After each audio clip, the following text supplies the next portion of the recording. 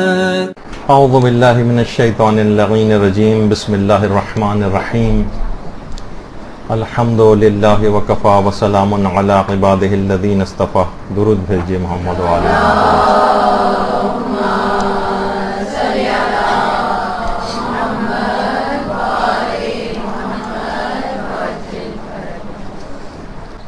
آج ایک انتہائی اہم ترین موضوع پر گفتگو کرنی ہے، جو کہ تقریباً کم و بیش لوگوں کی ایک بہت بڑی تعداد اس بیماری کے اندر مبتلا ہوتی ہے اور بہت پریشان ہوتی ہے.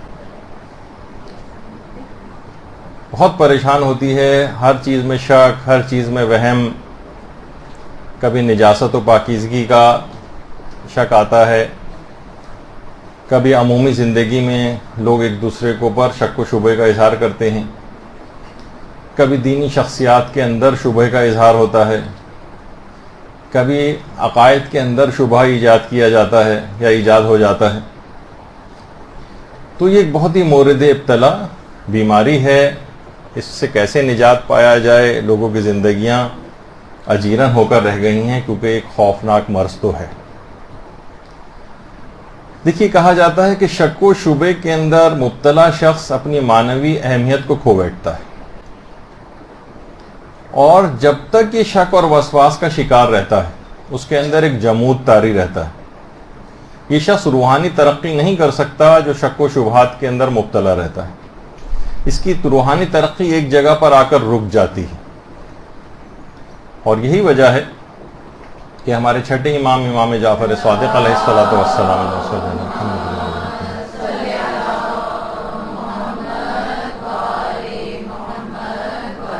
کی ایک روایت بحار الانوار میں علامہ مجلسی نے نقل کی ہے کہ امام فرماتے ہیں کہ اپنے نفسوں سے شکوک کو برطرف کرو. یعنی امام نے پسند نہیں فرمایا کہ انسان شک و شبے کے اندر اپنی زندگی گزارتا جائے، ہر وقت اپنے آپ کو پاکی کرتا رہے، ہر وقت وسواس کا شکار رہے. اپنے نفسوں سے شکوک کو برطرف کرو. عقائد کے لحاظ سے بھی بات کہی جا سکتی ہے، اور ان جو عمومی زندگی میں شک آتے ہیں ان کے لحاظ سے بھی.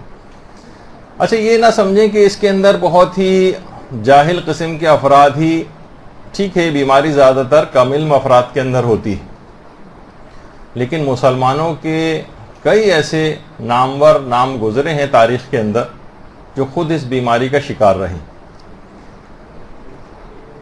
ایک مسلمان عالم دین امام فخر الدین رازی. امام فخر الدین رازی وہی ہیں جن کی تفسیر کبیر بہت مشہور ہے. اتنا شک کرتے تھے کہ ان کا نام ہی ہو گیا تھا امام المشککین، شک کرنے والوں کا امام. اس بات میں بھی شک کرتے تھے کہ میں شک بھی کر رہا ہوں یا نہیں کر رہا ہوں. تو اس طرح کی بیماری کبھی کبھار بڑھ جاتی. کچھ علماء نے، سب نہیں، آیت اللہ وحید خراسانی نے تو انکار کیا اس بات کا، لیکن کچھ اور محققین کا کہنا یہ ہے کہ اپنی اس شک کی بیماری کی وجہ سے ایک امکان پایا جاتا ہے، کیونکہ دیکھیے عالم دین تھے، اپنی اس بیماری کو ایک اچھی طرف سمت کے اندر موڑ کر لے گئے. جب اتنا شک کرتے تھے تو انہوں نے کہا کہ میں ظاہر ہے کہ میرے جتنے عقائد ہیں یہ بھی صحیح عقائد ہیں یا نہیں. تو اپنے عقائد میں شک کرنا شروع کیا اور نئے سرے سے اپنے ان عقائد کی تحقیق کی، اور یہاں تک کہ آخر عمر میں انتقال سے کچھ عرصے پہلے کچھ علماء نے امکان ظاہر کیا ہے، جو کہ بات اتنی پائے ثبوت تک تو نہیں پہنچی ہے، لیکن امکان ظاہر کیا ہے کہ آخری عمر میں جب اپنے عقائد کو چیک کیا تو ولایت امیر المومنین علیہ السلام ثابت ہو گئی.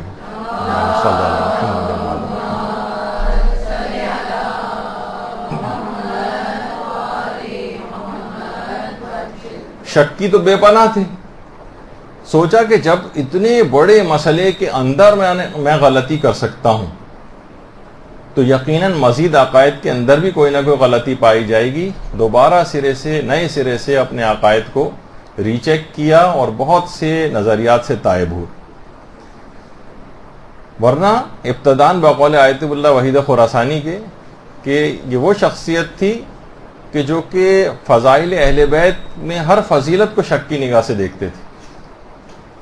تو بہرحال ایک تو اس قسم کے افراد سے بھی صرف میں نے کہا کہ کامل اور افراد کے ساتھ ہی نہیں ہے، بلکہ اس طرح سے تاریخ میں کچھ مسلمانوں کے ساتھ بھی ایسا ہوتا رہا ہے۔ البتہ کچھ شخصیات تاریخ کی ایسی گزری ہیں، یہ تھوڑی سی تمہیدی بات کر رہا ہوں تاکہ آپ کے سامنے کچھ معروضات آ جائیں۔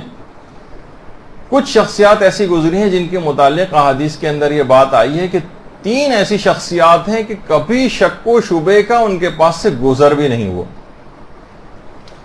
وہ 3 شخصیات، ان میں ایک تو ہیں سلمان فارسی، دوسرے ہیں ابو ذر غفاری، اور تیسرے ہیں مقداد۔ مقداد کے متعلق ملتا ہے کہ کچھ عرصے کے لیے یہ بلال ہی کی طرح سے مدینہ چھوڑ کر چلے گئے تھے، لیکن پھر چند سال کے بعد واپس آئے تھے اور پھر مدینہ ہی میں انتقال کیا تھا، اور جنت البقیع ہی میں کسی جگہ پر مدفون ہے، لیکن ان کی قبر کا کچھ پتہ نہیں کہ کہاں۔ تو یہ 3 شخصیات ایسی ہیں کہ شک و شبے کا ان کے پاس سے گزر بھی نہیں ہوا تھا، اتنے محکم ایمان کی حامل شخصیات۔ اچھا، یہ تو چلیں اصحاب کی بات ہے، ہمارے علماء اعلام کے اندر بھی ایسی شخصیات گزری، اپنی پوری زندگی میں ایک بھی شک، حتیٰ کہ نمازوں کا شک، نجاست و طہارت کا شک، ایک شک بھی پوری زندگی میں نہیں ہوا، اور وہ تھے آیت اللہ حسین بروجردی کی شخصیت۔ ایک بار بھی کبھی زندگی میں، پوری زندگی میں ایک مرتبہ بھی شک نہیں ہوا کسی بھی چیز کا متعلق۔ تو دیکھیے، اپنی روحانیت کو شکوک و شبہات نکالنے کے لیے بعض اوقات قوی کرنا پڑتا ہے، اس کے کچھ طریقے ہیں جو بھی آگے چل کر ذکر ہونے والے ہیں۔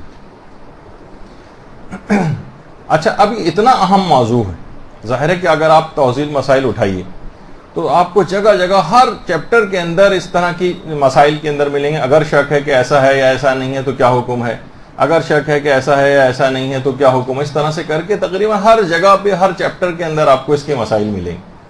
اور اتنا اہم موضوع ہے یہ کہ باقاعدہ مرحوم مصطفیٰ زمانی نے کتاب ہی وسواس کے عنوان پر لکھی ہے، مختلف قسم کے جو وسوسے اور شکوک آتے ہیں۔ مراجع کے فتاوے کتنے اس پہ موجود ہیں۔ دیکھیے، شک کا ہمیشہ وہم کے ساتھ بڑا قریبی رشتہ ہے۔ شک جو ہے یہ وہم کی گود کے اندر پلتا بڑھتا ہے، اور اسے اتنا ناقابل علاج سمجھا جاتا رہا ہے کہ باقاعدہ ضرب المثل بن گئی کہ شک کا یا وہم کا علاج تو حکیم لقمان کے پاس بھی نہیں تھا۔ اچھا، قرآن کی آیات کے اندر بھی اس بات کو اہمیت دی گئی ہے اور ڈسکس ایک لحاظ سے کیا گیا ہے۔ آپ دیکھتے نہیں کہ شکوک لوگوں کے نکالنے کے لیے کتنی ہی آیات ایسی ہیں کہ جو لفظ انا سے شروع ہوتی ہیں، بے شک۔ یہ کہنے کی کیا ضرورت ہے پروردگار عالم؟ کتنی آپ آیات دیکھتی ہیں، ان اللہ و ملائکتہ یصلون علی النبی یا ایھا الذین آمنوا صلوا علیہ وسلموا تسلیما۔ اللہم صل علی محمد۔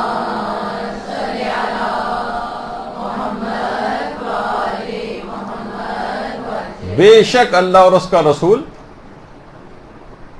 کے اوپر درود بھیجتے ہیں۔ تو اب آپ نے دیکھا کہ اس کے اندر بھی یعنی بے شک کا لفظ آ رہا ہے، وَاصْبِرْ فَإِنَّ اللَّهَ لَا يُضِيعُ أَجْرَ الْمُحْسِنِينَ، بے شک پروردگار عالم احسان کرنے والوں کے اجر کو ضائع نہیں کرتا ہے۔ تو یہ کہنے کی کیا ضرورت ہے؟ تو یہ تمام چیزیں دیکھیں اس طرح سے، ذَلِكَ الْكِتَابُ لَا رَيْبَ فِيهِ، اس کے اندر کوئی شک ہی نہیں ہے۔ تو پروردگار عالم مختلف ان الفاظ سے بتانا چاہتا ہے کہ وہ یہ شکوک کو پسند نہیں کرتا ہے، انسان کو چاہیے کہ ان شکوک و شبہات کو اپنے دل سے نکالے۔ اور فی قلوبہم مرض فزادہم اللہ مرضا، یعنی جو ان کے دلوں میں جو مرض ہے، تو مرض کا ایک مصداق اور اس ایک یعنی جس کا ایک مصداق ہے وہ شک بھی ہے۔ یعنی شک کا مرض جیسے جیسے بڑھتا چلا جاتا ہے تو انسان بہت زیادہ وہمی اور وسواسی ہو جاتا ہے۔ دیکھیے، شک میں اور وسواس میں کیا فرق ہے؟ دیکھیے، شک ہمیشہ غیر عادی ہوتا ہے اور غیر مقرر ہوتا ہے۔ مثلا کبھی آپ کو شک آیا، پھر اس کے بعد کچھ دن کے بعد آیا، مہینوں بعد آیا ہو سکتا ہے، اس کو کہتے ہیں شک۔ غیر عادی ہے اور غیر مقرر ہے۔ اچھا، جب یہی شک یہ اپنی مستقل حالت میں آ جائے، یعنی عادی ہو جائے اور مقرر ہونے لگے، تب انسان کہا جاتا ہے کہ اب یہ وسواس کا مریض ہو گیا، یہ وسواسی ہو گیا۔ تو جب بھی کثیر الشک کے مسئلے الگ ہیں اور وسواسی کے مسئلے اس سے تھوڑے سے الگ ہیں۔ وہ نمازوں کے احکام وغیرہ کے اندر جب اس کا موقع آئے گا تو انشاءاللہ اس وقت پڑھیں گے، ورنہ توضیح المسائل میں بھی آپ پڑھ سکتی ہیں۔ اچھا، یہ شک کیا ہوتا ہے پھر جب یہ آگے بڑھتا ہے؟ یہ بیماری رکتی نہیں ہے، اس وجہ سے کہا جا رہا ہے کہ اس کو جلد سے جلد اپنے اندر سے ختم کرنے کی کوشش کرنی چاہیے، کہ جب یہ آگے بڑھے گا شک اور وسواس تو یہ آپ کے عقائد کے اندر سرایت کرتے ہیں، پھر یہ دینی شخصیات کی طرف جس طریقے سے پانی بہتا ہوا مختلف قسم جہاں اس کو نشیب نظر آتا ہے ندی نالے کی صورت میں ادھر سے ادھر ادھر سے ادھر جاتا ہے، پھر اس کی شاخیں نکلیں گی، پھر یہ نجاست و طہارت کی حد تک نہیں رہے گا کہ صرف آپ ہاتھ پاک کر رہے ہیں اور کپڑا پاک کر رہے ہیں، وہ اس سے ابتدا ہوتی ہے، لیکن بعد میں ایسا شخص جو ہے وہ دیگر شکوک کی طرف بھی جاتا ہے، عقائد میں اس کو شک آتے ہیں، اس کو حتیٰ کہ علماء اور مراجع کی عدالت کے اندر اس کو شک آنے لگتے ہیں، ہر صاحب علم کو وہ شک کی نگاہ سے دیکھنے لگتا ہے، ذرا سا کسی عالم کو خوشحال وہ دیکھتا ہے تو فوراً اس کے دماغ میں شکوک و شبہات آتے ہیں، یقیناً یہ ہمارے خمس کا پیسہ کھاتے ہوں گے، یقیناً یہ مثلاً فلاں شخص ہے جو آج خوشحال ہو گیا، آج کل کے دور میں کہاں مثلاً حلال طریقے سے ایسا آ سکتا ہے، یقیناً کوئی نہ کوئی حرام اس کے اندر شامل ہوگا۔ تو یہ کیا ہے کہ پوری دین کی عمارت اس شک کے نتیجے میں منہدم ہو جاتی، اس کا تمام دینی شخصیات کے اوپر سے اعتبار اٹھ جاتا ہے، دینی اب کہاں سے لے گا؟ دیکھیے یہی وجہ ہے کہ بہت سارے افراد جو آج کل بہت زیادہ کام ہو رہا ہے اسی بات پر کہ کس طرح سے شیعت کو نقصان پہنچایا جائے، اس کے اندر یہی ہے کہ علماء اور مراجع کے خلاف لوگوں کو باتیں لا کے ان کے دماغوں میں شکوک و شبہات ڈال کر ان سے متنفر کیا جائے، تاکہ دین ظاہر لینے کی تمام شخصیات یہی ہیں، اور جب دین یہ شخصیاتی مشکوک ہو جائیں گی تو انسان پھر دین کہاں سے لے گا؟ تو یہ تمام چیزیں ایسی ہیں کہ کتنی ہی ہم دیکھتے ہیں کہ سوشل میڈیا پر کتنے ایسے پیجز بنائے گئے ہیں باقاعدہ جو اپنے آپ کو کہتے ہیں کہ ہم مثلا صحیح عقائد کا پرچار کر رہے ہیں، اور اس کے اندر مختلف اس قسم کے شکوک و شبہات کھڑے کیے جاتے ہیں۔ کم علم افراد کے اندر آپ کو پتہ ہے اس قسم کی چیزیں جو ہے ڈالنا، جہالت کی لوگوں کے اندر کتنی زیادہ ہے، وہاں علمی مباحث عوام کے اندر لے کر آنا، مثلا کہیں شک ڈالا جا رہا ہے کہ حدیث قصہ جو ہے وہ معتبر ہے یا نہیں ہے، اور اس کے اوپر دو چار بھی چرب زبان قسم کے افراد آ جائیں تو اچھا بھلا آدمی ذرا مشکوک ہو جاتا ہے کہ واقعی پھر اس کو اس اعتقاد کے ساتھ ان دعاؤں کو اور ان زیارتوں کو پڑھے گا نہیں۔ جب وہ اس قسم کی تمام چیزوں اچھا فیصلہ وہ کر نہیں سکتا کیونکہ کم علم ہے، اس کو نہیں پتا کہ یہ جو روایات اس سلسلے میں آتی ہیں دعاؤں کے سلسلے میں، زیارات کے سلسلے میں، ان کا معیار اس انداز کا نہیں ہوتا جو واجبات و حرام وغیرہ کی احادیث کا معیار ہوتا ہے۔ آغا سیستانی نے تو کہا کہ ان زیارات کی جو سند ہے وہ ان کے عرفہ و اعلیٰ مضامین ہیں، تو وہ ان کی طرف دیکھنا چاہیے۔ تو بہرحال حدیث قصہ کی وثاقت کے متعلق شک ڈالا جاتا ہے، اسی طریقے سے مثلا دعائے کمیل کے متعلق شک ڈالے جاتے ہیں کہ یہ معتبر ہے یا نہیں ہے، دعائے امام زمانہ علیہ السلام معتبر ہے یا نہیں ہے۔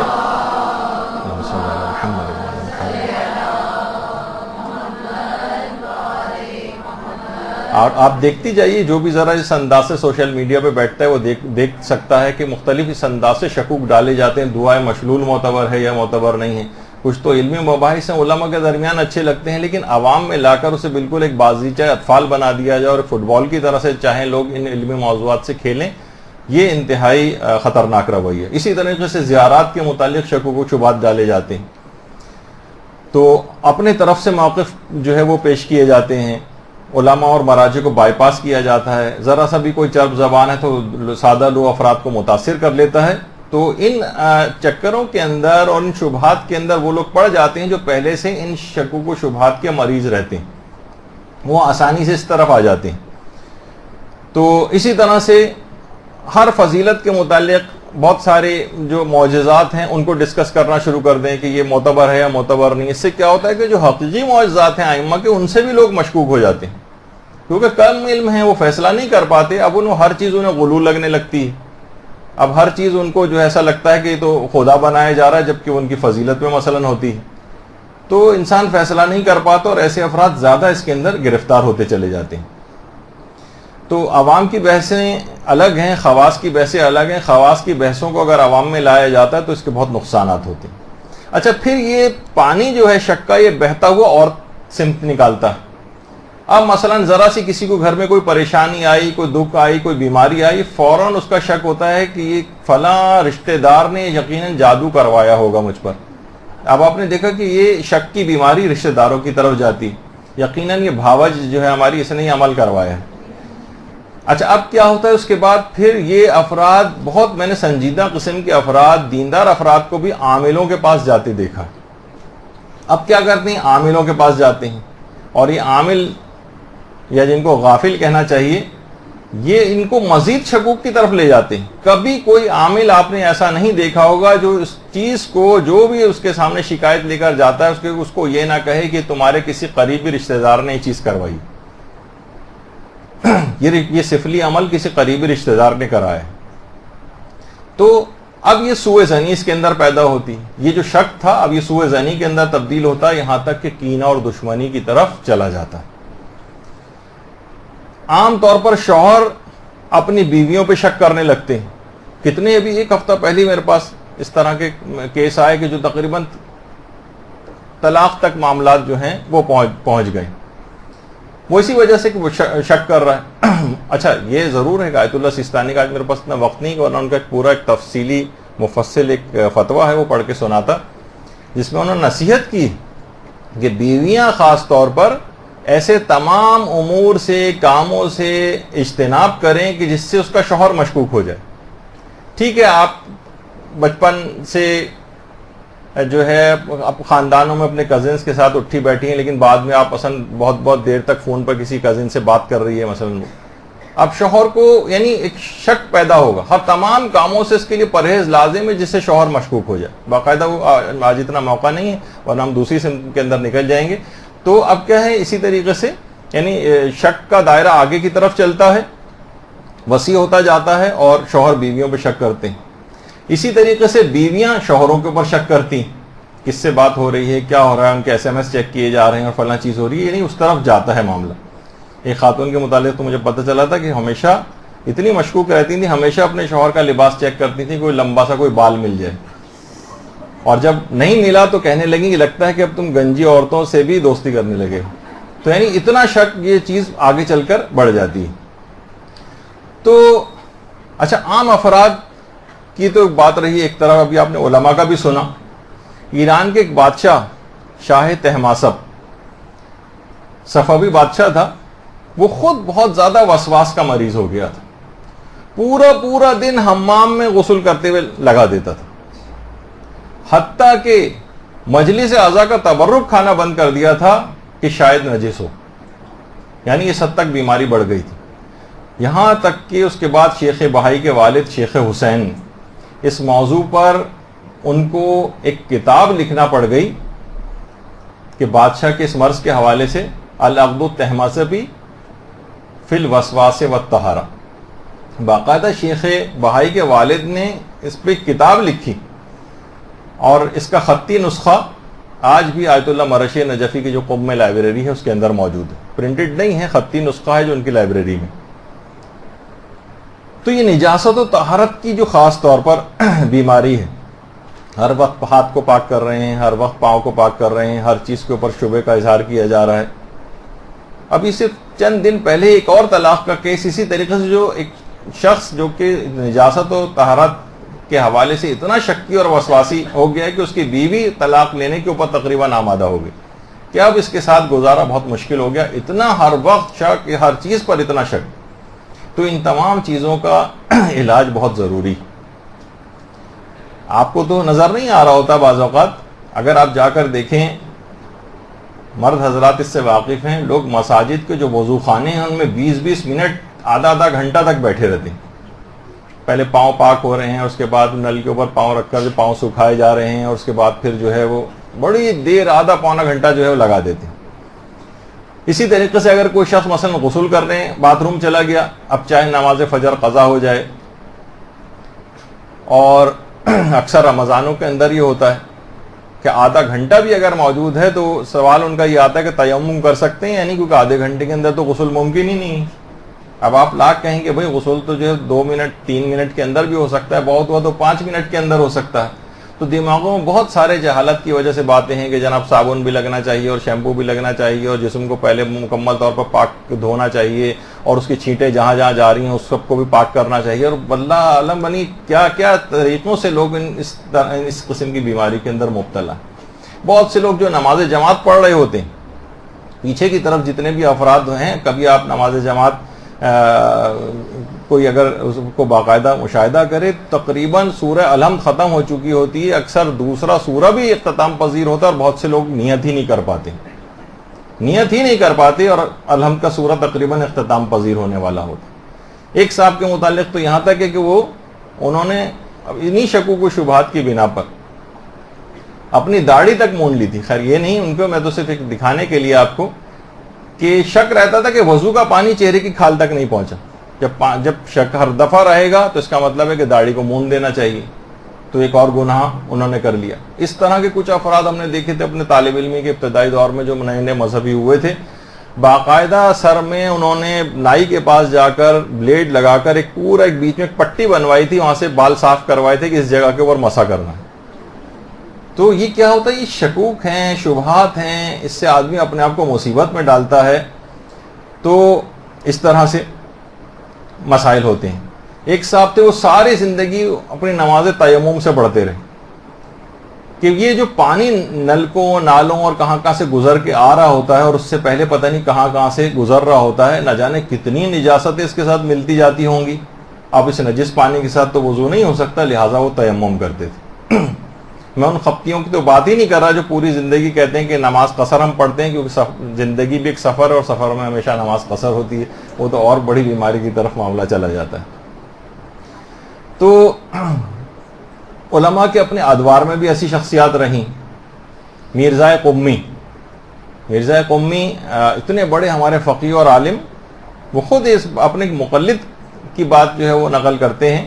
باقاعدہ یہ مرزا قمی کی قبر مبارک ہے جو معصومہ قم کے حرم سے بالکل متصل قبرستان شیخہ جو ہے وہاں پر ان کی قبر ہے۔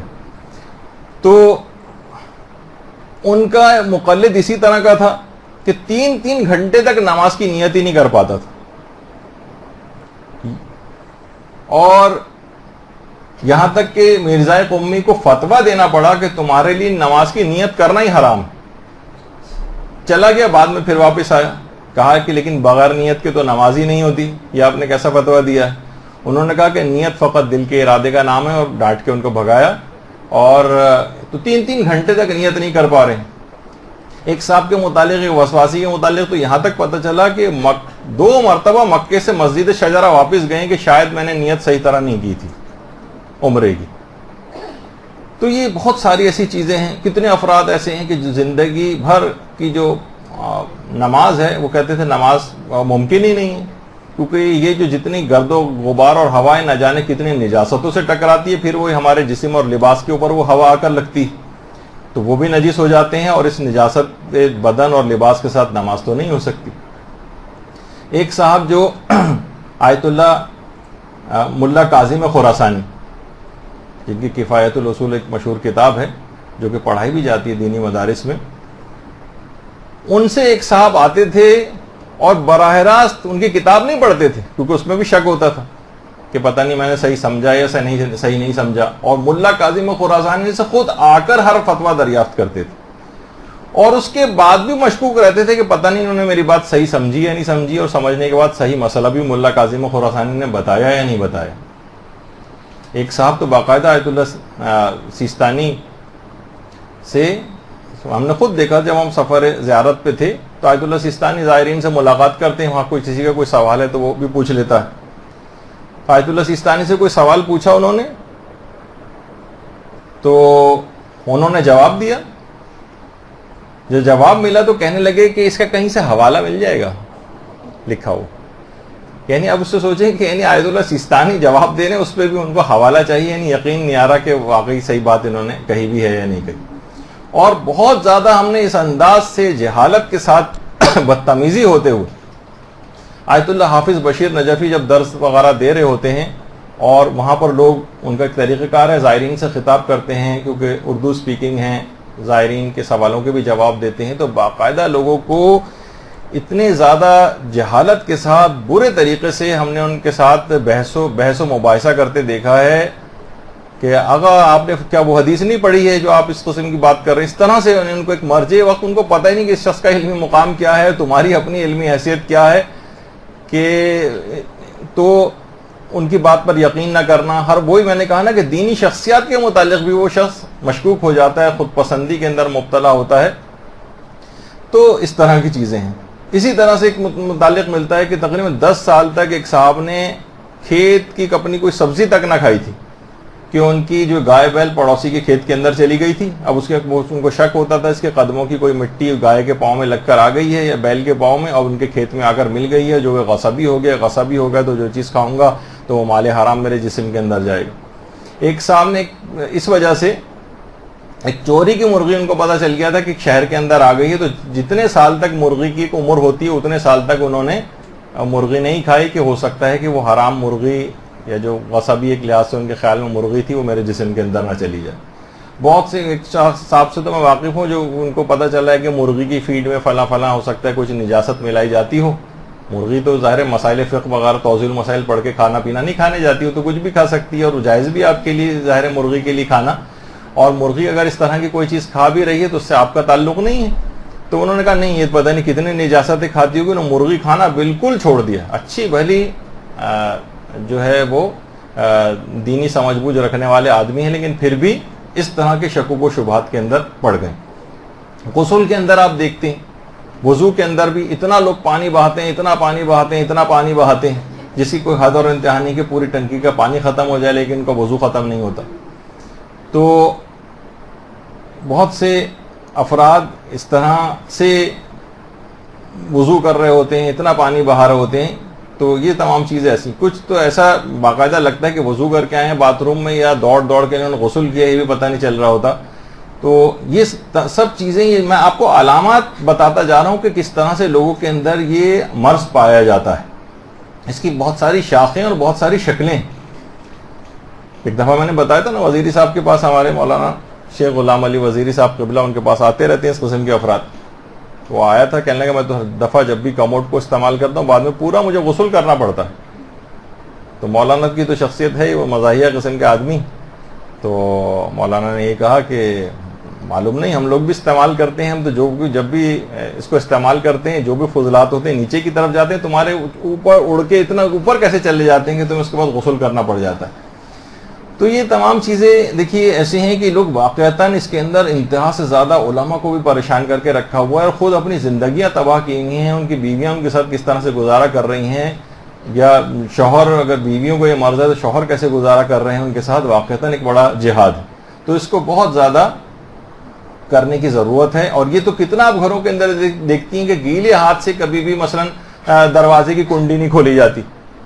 اس کو ماسی نے ہاتھ لگایا ہوگا اور ماسی نے مثلا فلاں جگہ پہ پوچھا لگاتی ہے، وہ ہو سکتا ہے کہ اس کا ہاتھ نجس ہو، پھر نجس جو ہے وہ مثلا کنڈی کے اوپر لگ گیا ہو. بہت سے مسئلے جس میں واقعتاً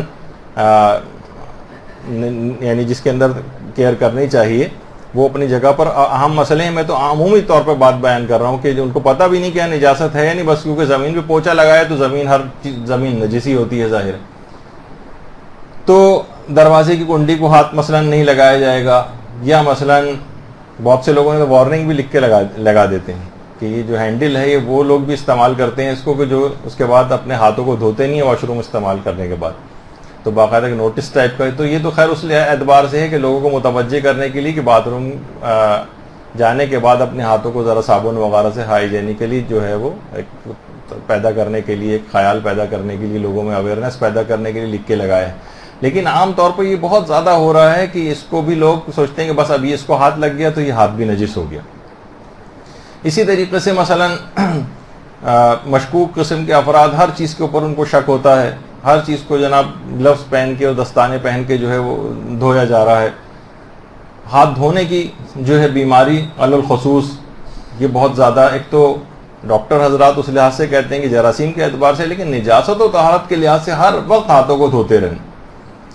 تو یہ تمام چیزیں ایسی ہیں کہ حتیٰ کہ بہت سے لوگوں کا تو یہ ہے کہ کمپیوٹر پہ بھی پتہ نہیں کتنے لوگ آ کر ہاتھ لگاتے ہیں. اب اس کو بھی سوچ رہے ہیں کہ اس کو پاک کیسے کیا جائے، وہ چاہے اس چیزیں خراب ہو جائیں. کتنا لوگ کہتے ہیں کہ بھائی یہ موبائل فون کے جو ہے یہ اسکرین، اس کو ہم کیسے پاک کریں، فلاں شخص نے ہاتھ لگایا تھا تو باقاعدہ پانی سے دھویا جا رہا ہے اس کو، وغیرہ وغیرہ.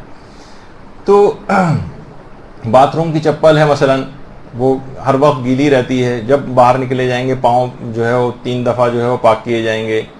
جب یعنی ہر وقت یہ مسئلہ رہتا ہے شک اور وسواس کی بیماری. اچھا امام خمینی بڑا اچھا جملہ کہتے تھے.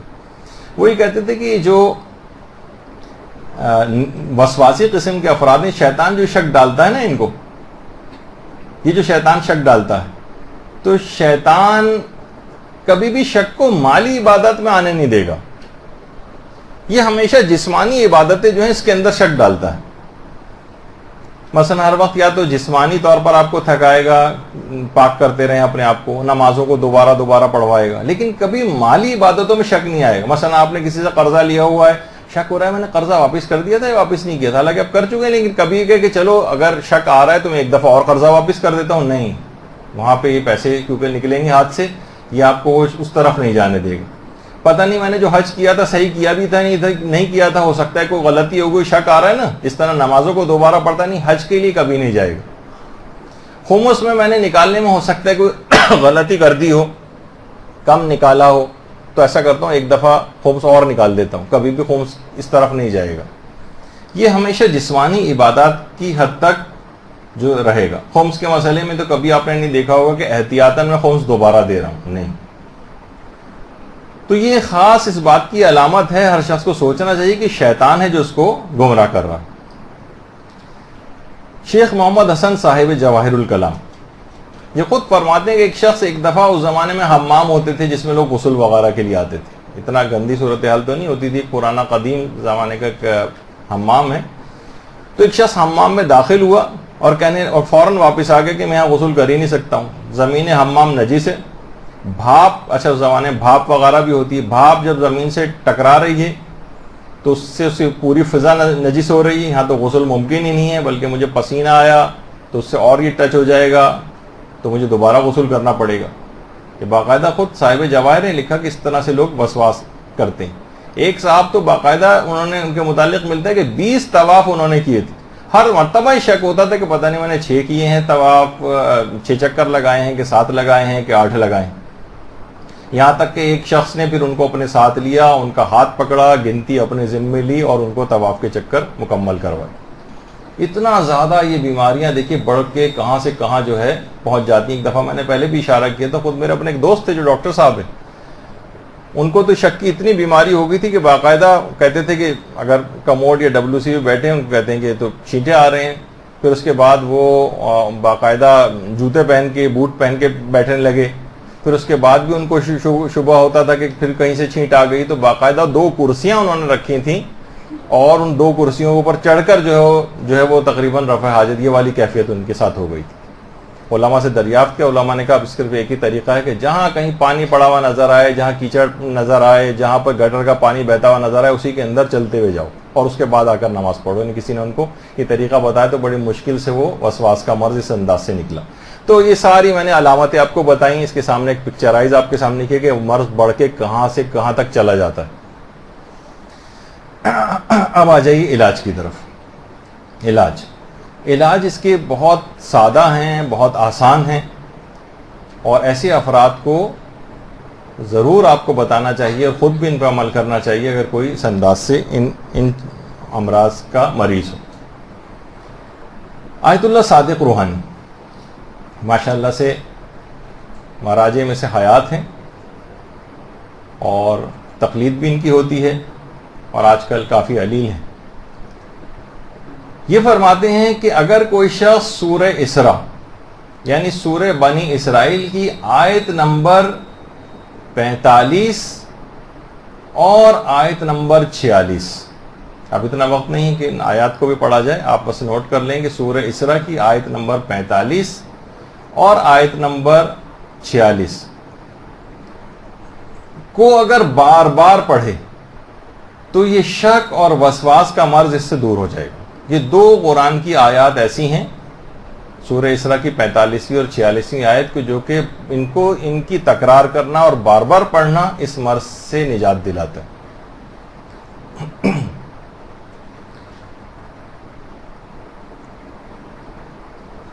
اچھا, یہ جو 2 آیات ہیں 45 اور 46, ان آیات کو باقاعدہ پیغمبر اکرم نے امیر المومنین علیہ الصلوۃ والسلام کو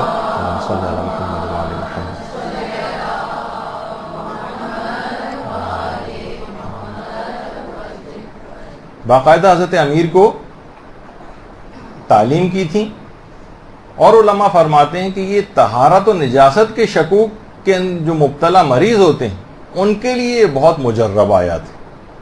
تجربہ شدہ ہے کہ ان سے ایسے افراد کا مرض اگر اس کو بار بار یاد کر لیں، اپنے پاس لکھی ہوئی رکھ لیں اور اس کی تکرار کرتے رہیں تو یہ مرض دور ہو جاتا۔ اس کے بعد آیت اللہ بہجت کا ایک طریقہ، بلکہ انہوں نے 2 اذکار ایسے بتائے ہیں کہ جو کہ شک اور وسواس کے مرض کو دور کرتے ہیں۔ ان میں تو ایک تو ہے حوقلہ، لا حول ولا قوت الا باللہ العلی العظیم، یہ اس کی کثرت سے انسان تلاوت کرے، اور دوسرا ہے تحلیل یعنی لا الہ الا اللہ۔ یہ 2 اذکار آیت اللہ بہجت فرماتے تھے، ان کو کثرت کے ساتھ اگر کوئی شخص تلاوت کرے تو اس شک، وسواس اور وہم کے جو مرض ہے یہ بالکل دور ہو جاتا ہے۔ تو اس کو کرنا بھی کوئی آسان نہیں۔ لا الہ الا اللہ کے متعلق تو کہا جاتا ہے کہ تو ایسا ذکر ہے کہ جس کے لیے زبان کو حرکت دینا بھی لازم نہیں ہوتا، بغیر حرکت۔ اور یہ آپ کو پتہ ہے کہ یہ جو ذکر ہے مرتے وقت اس کی بڑی تاکید ہے کہ انسان اتنا زیادہ مجبور بھی ہو جائے کہ وہ زبان کو بھی حرکت نہ دے سکے تو حالت نزع میں، جان کنی کی کیفیت میں بھی آخری کلمہ لا الہ الا اللہ پہ اس کا اختتام ہو۔ پورا کلمہ اگر پڑھے تو کیا ہی کہنا، لیکن کم سے کم یہ ضرور ہو۔ تو اس بات کا التزام، ایسا ذکر رکھا گیا کہ زبان کی حرکت بھی اگر کرنے کے قابل نہیں تب بھی اس ذکر کو پڑھا جا سکے۔ تو بہرحال یہ 2 اذکار ایسے ہیں آیت اللہ بہجت فرماتے تھے۔ اچھا، تیسرا طریقہ آیت اللہ حسن زادہ عاملی نے بتایا۔ آیت اللہ حسن زادہ عاملی بھی ماشاءاللہ ان علماء میں سے ہیں کہ جو کہ حیات ہیں اور رفع میں شامل ہیں، اور یہ بھی آج کل شدید بیمار ہیں۔ ان کے لیے بھی خصوصی طور پر جتنے ہمارے علماء اور مراجع ان کی صحتیابی کی اکثر نمازوں کے بعد دعا کیا کریں۔ تو آیت اللہ حسن زادہ عاملی کی ایک کتاب ہے 1001 نکتہ، 1001 نکتے۔ اس کے اندر نکتہ نمبر 978 میں فرماتے ہیں کہ جو آیات سخرہ ہیں سورہ آراف کی 54 سے لے کر 56ویں آیات، سورہ آراف کی آیت نمبر 54 تا 56، ان کو اگر کوئی شخص 70 مرتبہ روزانہ پڑھے تو شک اور وسواس اور وہم کی بیماری بالکل دور ہو جاتی ہے۔ 70 دفعہ ان 3 آیات کو روزانہ پڑھنا، 54، 55 اور 56، ان 3 آیات 70 مرتبہ روزانہ پڑھنے سے شک اور وسواس کی بیماری بالکل دور ہو جاتی ہے، بلکہ فرماتے ہیں کہ انسان منزل یقین پر فائز ہو جاتا ہے۔ صرف بیماری دور نہیں ہوتی بلکہ منزل یقین پہ انسان فائز ہو جاتا ہے۔ اگلا طریقہ آیت اللہ حسین مظاہری نے بتایا، بلکہ آیت اللہ حسین مظاہری نے 6 طریقے بتائے، 6 میں سے پہلا طریقہ آیت اللہ حسین مظاہری فرماتے ہیں شک اور وسواس کو نکالنے کے لیے کہ اگر انسان اپنی ہر نماز کو اول وقت میں پڑھے۔ دیکھیے اول وقت نماز اتنا اہم موضوع ہے کہ بہترین نماز کیسے پڑھے، جو ایک سیریز ہماری چل رہی ہے اس میں پورا ایک درس انشاءاللہ اس بات کی اہمیت اور اس کے طریقہ کار کے اوپر ہوگا کہ اتنی زیادہ اس کی اثر پذیری ہے، اتنی زیادہ روحانیت کے اندر دخیل ہے، اتنی زیادہ قرب خدا کو حاصل کرنے کے لیے نماز اول وقت اتنی زیادہ کارآمد اور مجرب ہے کہ جس کی کوئی حد اور انتہا نہیں۔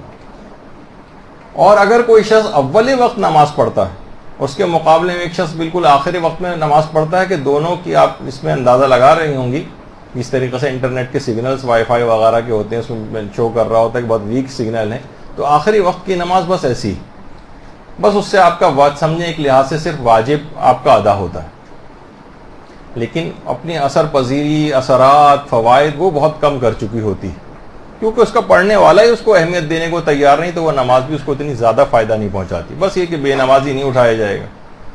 تو انسان اول وقت میں نماز پڑھنے کا یا اوقات فضیلت میں نماز پڑھنے کا اگر عادی ہو، اور فرماتے ہیں آیت اللہ حسین مظاہری بھی ماشاءاللہ حیات ہیں، وہ فرماتے ہیں کہ قرآن کی جو آیت ہے کہ وَاسْتَعِينُوا بِالصَّبْرِ وَالصَّلَاةِ، کہ 2 جگہ قرآن میں آیا کہ انسان کو چاہیے کہ وہ صبر سے اور نماز سے مدد لے۔ بہت سی روایت میں صبر سے مراد روزے کو بھی لیا گیا، یعنی روزے اور نماز سے مدد لینا۔ تو فرماتے ہیں جب انسان مدد لے سکتا ہے تمام چیزوں کے سلسلے میں نماز سے، تو اس نماز کو اچھی طریقے سے آپ پڑھ کر اپنے شک اور وسواس اور وہم کو اس سے کیوں نہیں دور کر سکتے؟ اس نمازی سے مدد لیں کہ یہ مرض آپ سے دور ہو جائے۔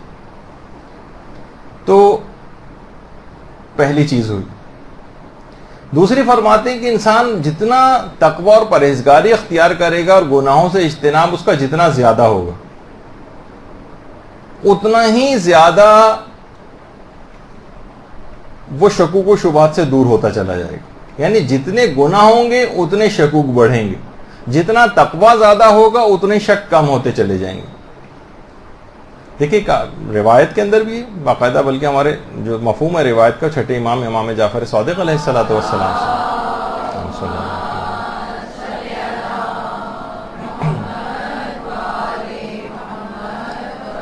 مفہوم یہ کہ اسلام سے برتر درجہ ایمان کا ہے، اور جو تقوی ہے وہ فوق ایمان ہے، اس کا درجہ ایمان سے بھی زیادہ ہے، اس کے اندر تقوی بھی آ گیا ہے، اور یقین فوق تقوی ہے۔ تقوی کی بھی اعلیٰ منازل کے اوپر جب انسان فائز ہوتا ہے تو وہ منزل یقین پر آتا ہے، اور منزل یقین پر امام فرماتے ہیں کہ بہت ہی کم لوگ فائز ہوتے ہیں۔ تو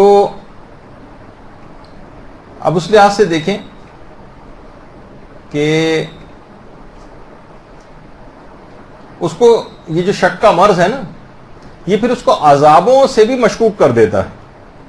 اب اس کو عذاب قبر کے اوپر بھی شک ہوتا ہے، عذاب جہنم کے اوپر بھی شک ہوتا ہے۔ ویسے اس کو اجمالی طور پر اعتقاد رکھتا ہے کہ ہاں گناہ کے اوپر عذاب ہوگا، لیکن اس کے اثرات یہ بتا رہے ہیں شکوک کے کہ اب اس کو بھی شک آ گیا ہے، ورنہ اگر اس کو شک نہ ہوتا، یقین ہوتا کہ ان گناہوں کا نتیجہ یہ نکلنے والا ہے کہ مجھے یہ عذاب ملیں گے، تو کبھی یہ گناہ نہ کرتا۔ دیکھیے آپ کب 10ویں منزل سے نیچے چھلانگ لگاتی ہیں، آپ کو یقین ہوتا ہے کہ اگر میں نے چھلانگ لگائی تو مجھے کتنا نقصان ہوگا، میری جان جا سکتی۔ آج تک کبھی شک کی حالت میں بھی کسی نے کہا کہ ہو سکتا ہے کہ ہم نے سنا ہے تاریخ میں بہت سارے افراد ایسے ہیں کہ جو بچ بھی گئے ہیں، تو شک آ گیا نا، تو ٹھیک ہے چھلانگ لگا کے دیکھتے ہیں بچتے ہیں نہیں بچتے، لیکن نہیں، آپ نہیں چھلانگ لگاتی، یقین ہوتا ہے کہ نہیں ہم بچیں گے نہیں، تو اس کا اقدام کرتی نظر آتی ہیں۔ تو پھر یہ کیسے ممکن ہے کہ قرآن میں عذاب جہنم کی آیات دیکھنے کے باوجود بھی انسان ان گناہوں کا ارتکاب کرے؟ اس کا مطلب ہے کہ اس کا یقین کم ہے اور اس کو شک ہے ان چیزوں کے اوپر، چاہے یہ زبان سے اس کا اقرار نہ کرے اور کہے کہ نہیں میں دلی طور پر تو اعتقاد رکھتا ہوں۔ تو دیکھیے یہ تمام چیزیں اس طرح کی ہیں کہ اپنے یقین کو انسان کو بڑھانا چاہیے۔ باقاعدہ آیت اللہ دستغیب شیرازی نے کتاب یقین کے موضوع پر ان کی تقاریر کو جمع کر کے لکھی گئی ہے، وہ آئی ہے، اس میں یقین بڑھانے کے طریقے بھی ذکر ہوئے ہیں، وہ لے کر پڑھنا چاہیے۔ جتنا یقین بڑھے گا اتنا ہی انسان تقوی کی طرف آئے گا، جتنا گناہوں سے دور ہوگا تقوی پیدا ہوگا، اتنا یقین بڑھے گا، جتنا یقین بڑھے گا مرض شک کم ہوگا۔ گناہ جتنے زیادہ آپ کرتی چلی جائیں گی، مرض شک کم ہونے کے بجائے یہ بھی بڑھتا جائے گا۔ پھر آگا فرماتے ہیں آگے تیسرا طریقہ، یعنی تقوی کے بعد اگلا جو طریقہ وہ ہے شک سے بے اعتنائی کرنا، توجہ ہی نہ دیں۔ جتنا آپ شک کے پیچھے لگیں گے اتنا ہی شک پیچھے پیچھے آپ کے آئے گا، اور جتنی اس سے بے اعتنائی ہوگی اتنا ہی شک دور ہوتا چلا جائے گا۔ تو شک پر توجہ ہی نہ دیں بالکل۔ ابھی آگے بھی آغا سیستانی بھی سلسلے میں فرماتے ہیں، وہ بھی آگے چل کر آنے والا ہے۔ چوتھی چیز آغا حسین مظاہری فرماتے ہیں کہ وسواسی اور شکی خود سے فیصلہ نہ کرے، دوسروں سے فیصلہ لے۔ عرف کے پاس جائے، اپنے گھر میں کسی افراد سے، مثلا کوئی وسواسی عورت ہے، کوئی وہ جو ہے اپنے شوہر سے پوچھے کسی چیز کے متعلق، نجاست اور پاکیزگی کا اسے شک ہو رہا ہے، شوہر سے پوچھ لے کہ گھر میں کسی اور فرد سے کہ یہ نجس ہوگا یا پاک ہوگا، ظاہر ہے وہ کہے گا نہیں وہی پاک ہے، بس اپنی طرف نہ جائے، وہ تو ورنہ شک میں مبتلا رہے گی۔ دوسروں سے فیصلہ لے لے، اس متعلق خود سے فیصلہ نہ کرے۔ اب یہ ضرور ہے کہ یہ بھی آگے چل کر آئے گا کہ اسی گھر کے اندر اس سے بھی بڑھ کر شکی اور وسواسی نہ بیٹھے ہوئے ہوں کبھی، تو وہ کہیں گے نہیں اس کو دوبارہ پاک کرو جاؤ، تو وہ ایک الگ ایک صورتحال ہو جائے گی۔ اگر اتنے شکی وسواسی ہیں، سارے مریض ہیں گھر کے اندر اس کے، تو پھر ان سے نہیں پوچھا جائے گا۔ لیکن عمومی طور پر وہ فرماتے ہیں کہ خود سے فیصلہ نہ کرے اور لوگوں سے پوچھ لے، عرف سے فیصلہ لے لے، تو عرف عام طور پر وہ اس وقت ان کے دماغ میں وہ شک نہیں ہوگا اور وہ کہیں گے نہیں یہ پاک ہے، اور اس کے مطابق عمل کرے۔ 5ویں چیز فرماتے ہیں کہ شکی و وسواسی خود کو سمجھائے بھی تو، خود کو سمجھائے. خود کو کیا سمجھانا ہے؟ وہ سمجھائے کہ دیکھیے شک اور وسواس یہ شیطان کی لائی ہوئی چیزیں. خود کو جب یہ بار بار سمجھائے گا کہ شک اور وسواس شیطان کی طرف سے ہوتا ہے، کیوں تم اپنے ہاتھ کو بار بار پاک کرو جبکہ اسلام نے اس کا حکم نہیں دیا. بار بار کو سمجھانے اور تلقین کرنے سے شک کا مرض دور ہوتا ہے. بہت سی چیزیں ہم ٹرائی نہیں کرتے نا بالکل، اس وجہ سے ہمیں پتہ ہی نہیں ہوتا کہ اچھا یہ اثر پذیر ہے بھی یا نہیں، یا ہم ایک آدھ دفعہ بس اس کو کرتے ہیں اس کے بعد چھوڑ دیتے ہیں، مایوس ہو جاتے ہیں. نہیں، بار بار کرتے رہیں، اپنے آپ کو تلقین کریں. وسواسی اپنے آپ کو سمجھائے، جب یہ سمجھائے گا تو شک نکل جائے گا. پھر فرماتے ہیں شکی و وسواسی غور و فکر کی عادت ڈالے. غور و فکر کی عادت ڈالے کہ مثلا یہ جو زمین ہے جس کے متعلق اس کو شک ہو رہا ہے کہ یہ زمین نجس ہے یا نجس نہیں، غور و فکر کرے. یہ مثلا جو باتھ روم کا جو فرش ہے یا جو اس کے سامنے والا فرش ہے، عام طور پر یہ کچھ ایسی تصویریں اب آئیں گی جس کے متعلق ہے کہ آپ کو بڑی مکروہ ٹائپ کی تصویریں لگیں گی، کراہیت آئے گی کہ ارے یہ کیا، لیکن یہی ہے، اس کو دیکھیے آپ، تاکہ جو ہے نا آپ کے اندر سے بھی جو اس طرح کی بہت ساری چیزیں ہیں نا کہ بس دیکھنے سے بھی کراہیت ہو رہی ہے، اس طرح کے باتھ روم میں کبھی جانا پڑے تو آپ کو کراہیت ہو رہی ہے، اور اس کے بعد 10 دفعہ اپنے آپ پاؤں کو آ کر پاک کر رہے ہیں. مثلا اگر کوئی شخص آئے اور وہاں سے نکلے باتھ روم سے اور وہاں پہ گیلا فرش ہوا ہے، اب وہ اس کے دماغ میں یہ ہوتا ہے کہ نہیں یہ والی جگہ بھی نجس ہے، اور اس کے بعد باہر نکلنے کے بعد گھر آنے کے بعد کسی جگہ الگ سے اپنے پاؤں کو آ کر پاک کرے. یعنی وسواسی غور و فکر کرے کہ کیا میں نے اپنے آنکھوں سے پیشاب و پخانے کی نجاست کو یہاں پر فرش پہ گرتے دیکھا ہے؟ اگر نہیں دیکھا تو میں اس کو کیوں نجس سمجھ رہا ہوں؟ جب اپنی آنکھوں سے آپ نے کوئی نجاست نہیں دیکھی، اس کا مطلب ہے آپ کو اس کا یقین نہیں، کسی دو عادل نے آپ کو نہیں کہا، نہ خود دل کو یقین ہے، نہ کسی عادل نے آ کر آپ کو اس کی گواہی دی، تب بھی آپ اس کو نجس سمجھ کے اپنے پاؤں کو پاک کر رہے ہیں. اگر کوئی کہے کہ بھئی پاؤں کا پاک کرنا کوئی حرام تو نہیں ہے نا، حرام تو نہیں، لیکن آپ وسواس کی طرف جا رہے ہیں جو کہ اور چیزوں کے اندر آپ کو نقصان پہنچائے گا. کوئی ضرورت نہیں آپ کو پاک کرنے کی. اپنے غور و فکر کریں کہ کہاں میں نے اس کو نجاست کو یہاں پر فرش پہ لگتے دیکھا تھا، تو لہٰذا پاؤں کو پاک سمجھا جائے گا اور میں پاؤں کو پاک نہیں کروں گا. چاہے اس میں سے کچھ آپ کے پاؤں کے اوپر آپ کو گیلاہٹ محسوس بھی ہو، کوئی مثلا وہاں پر چلتا ہوا جا رہا ہے، اس نے چھپ سے پاؤں رکھا اور آپ کے چھینٹے کپڑوں کے اوپر پاؤں کے اوپر آ گئے، آپ بالکل آرام سے اطمینان کے ساتھ نماز پڑھ سکتے ہیں اس کے اندر جا کر، کوئی اس کے اندر مسئلہ نہیں. اچھا، یہ ہوئی بات. اب علماء آگے ایک اور طریقہ بھی بتاتے ہیں کہ جس سے شک اور وہم کا مرض نکلتا ہے، وہ یہ ہے کہ جتنی زیادہ تلاوت قرآن ہوگی اتنا ہی زیادہ شک اور وسواس کا مرض دور ہوگا. دیکھیے، تلاوت قرآن انسان کے اندرونی اضطراب کو ختم کرتی، اور شکی آدمی کو اندرونی اضطراب ہی ہر وقت رہتا ہے، کبھی اس کو قرار نہیں ہوتا، اس کا دل مطمئن نہیں ہوتا. کیسے یقین کرے کہ یہ چیز پاک ہے؟ اس کو شک رہتا ہے اس کے اندر. تو وہ جو قرآن کی آیت بھی ہے نا کہ الا بذکر اللہ تطمئن القلوب، بے شک لوگوں کو اطمینان قلب، یعنی ان کے دل کا جو اضطراب ہے وہ دور ہوگا پروردگار کے ذکر سے، اسی تلاوت قرآن سے.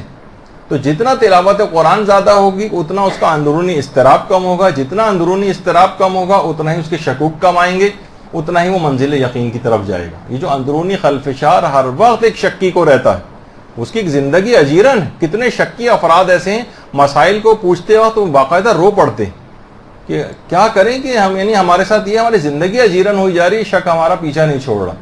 تو ان کو ہر وقت ایک اندرونی اضطراب رہتا ہے، ایک اندرونی خلفشار رہتا ہے. جتنی زیادہ تلاوت قرآن ہوگی اتنا ہی زیادہ شکوک برطرف ہوں گے، اتنا ہی دلوں کو اطمینان ملے گا. اور قرآن کے اندر یہ ہے بھی نا، وَنُنَزِّلُ مِنَ الْقُرْآنِ مَا هُوَ شِفَاءٌ، تو قرآن کے اندر خود ایک طاقت ہے شفا کی. قرآن کے اندر شفا کی ایک طاقت ہے.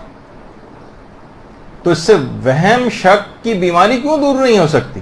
یہ تلاوت قرآن بار بار کریں، روزانہ کریں، روزانہ 3 رکوع 4 رکوع، آدھا پارہ، ایک پورا پارہ، جتنا بھی. جب مریض ہے تو اس کو تھوڑا سا اور زیادہ اس کو پڑھنا چاہیے تاکہ اس کا مرض ذرا جلدی دور ہو جائے. تو یہ خود تلاوت قرآن اس مرض سے نجات دلاتی. اب تلاوت قرآن مفقود ہوتی جا رہی ہے. بہت ہوا تو لوگوں نے تیر مارا تو رمضان اس کام کے لیے تھا، اب رمضان میں بھی عین افطار کے بعد جب کہ انسان ذرا کچھ عبادات اور اس طرف کرنے کی طرف ہوتا ہے کہ چلو اب روزہ بھی ختم ہو گیا، اب اطمینان سے چلیں تلاوت قرآن کر لیں، تو اس وقت وہ گیم شوز اور یہ سب کچھ ٹی وی پہ آنے لگیں جو خاص طریقے سے وہ آئندہ سالوں میں اور بڑھیں گے. تو یہ چیزیں کیا ہیں کہ آپ کو تلاوت قرآن سے بھی لوگ رمضان میں بھی چلے جائیں گے، آئندہ سالوں میں یہ نظر آ رہا ہے. تو عام زندگی میں اتنا رائج کر دینا چاہیے کہ اس کے بعد رمضان میں تو الخصوص تلاوت قرآن سے انسان غافل نہ ہو. پھر علماء فرماتے ہیں ایک اور طریقہ کہ جتنا انسان کوشش کرے زیادہ تر اوقات میں باوضو رہے اتنا ہی شکوک کم ہوں گے. کیونکہ شک یہ اگر کوئی شخص بار بار وضو کرتا ہے تو بار بار وضو کرنے سے شیطان دفع ہو جاتا ہے، شیطان قریب نہیں آتا تو شکوک بھی، کیونکہ شیطان اکثر چیزوں میں شک ڈالتا ہے. اور خاص طور پر وضو کے اندر یہ جو پانی پہنچا نہیں پہنچا اور مسلسل پانی کھلا رہتا ہے اور ہر وقت انسان کو شک ہوتا رہتا ہے کہ اس کے متعلق ملتا ہے کہ ایک ولحان نامی شیطان ہے جو باقاعدہ پانی کی کمی کا آپ کو ہر وقت احساس دلائے گا کہ پانی نہیں پہنچا اور بار بار آپ کو اطمینان کا بھی نہیں ہوتا کہ ہو سکتا ہے یہاں پر ایک کوئی چیز حصہ رہ گیا ہو، خشک وہاں پہ رہ گیا ہو. حالانکہ عقلی طور پر آپ مطمئن ہوتے ہیں لیکن دل کے اندر ایک اضطراب رہتا ہے، وہ شیطان بعض اوقات اس طرح سے ڈالتا ہے. لیکن بار بار اگر وضو کرتے رہیں گے تو یہ شیطان بھی دور ہو جاتا ہے. کچھ علماء فرماتے ہیں کہ کبھی کبھار شیطان سے مکالمہ بھی کرنا چاہیے.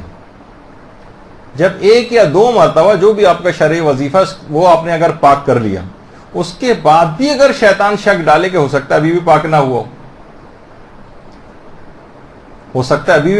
ہو تو باقاعدہ شیطان سے کہے کہ اے مردود، جب اللہ اور اس کے رسول اور اس کے سچے جانشین اسے ایک یا دو مرتبہ پاک کرنے سے پاک سمجھ رہے ہیں تو میں تیرے شک کی پرواہ کیوں کروں.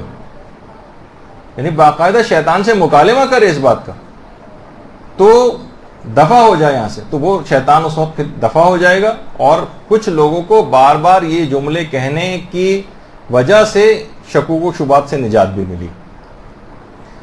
سچے دل سے اس موقع پر جب بھی اس قسم کے شکوک آئیں، سچے دل سے ایک مرتبہ اعوذ باللہ من الشیطان الرجیم کہہ دے، سچے دل سے کہ پروردگار اس کو برطرف کریں میرے پاس سے، تو انشاءاللہ آپ دیکھیں گے کہ وہ شکوک و شبہات برطرف ہو جائیں گے. پھر کچھ علماء فرماتے ہیں کہ اس مرض سے شفا کی نیت سے باقاعدہ کہ یہ مرض مجھ سے نکل جائے، تسبیح حضرت فاطمہ الزہرا سلام اللہ علیہ صلی اللہ علیہ وسلم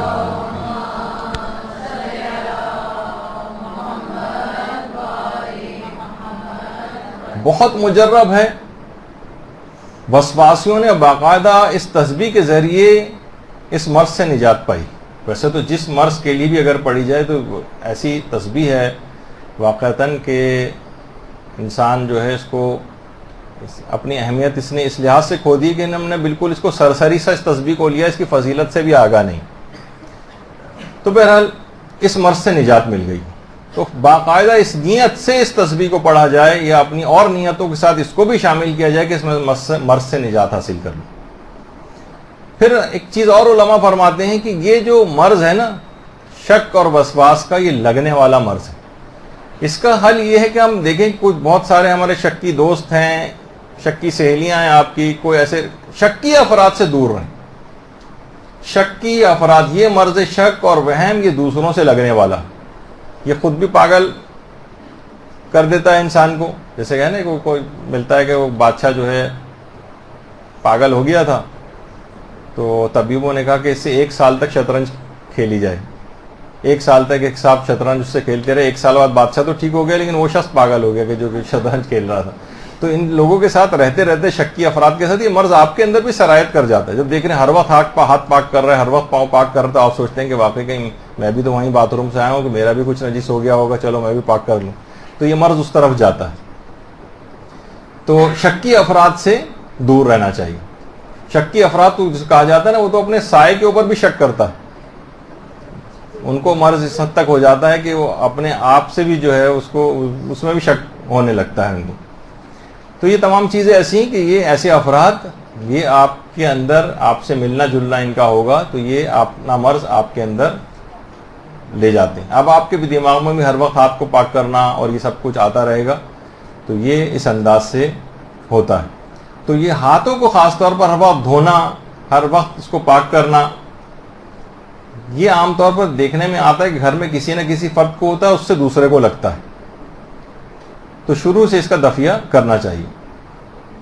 آغا سیستانی بھی یہ بات فرماتے ہیں کہ دیکھیے شیطان کا کام جو ہے یہ وسوسہ ڈالنا ہے، یہ آپ کو مجبور نہیں کر سکتا.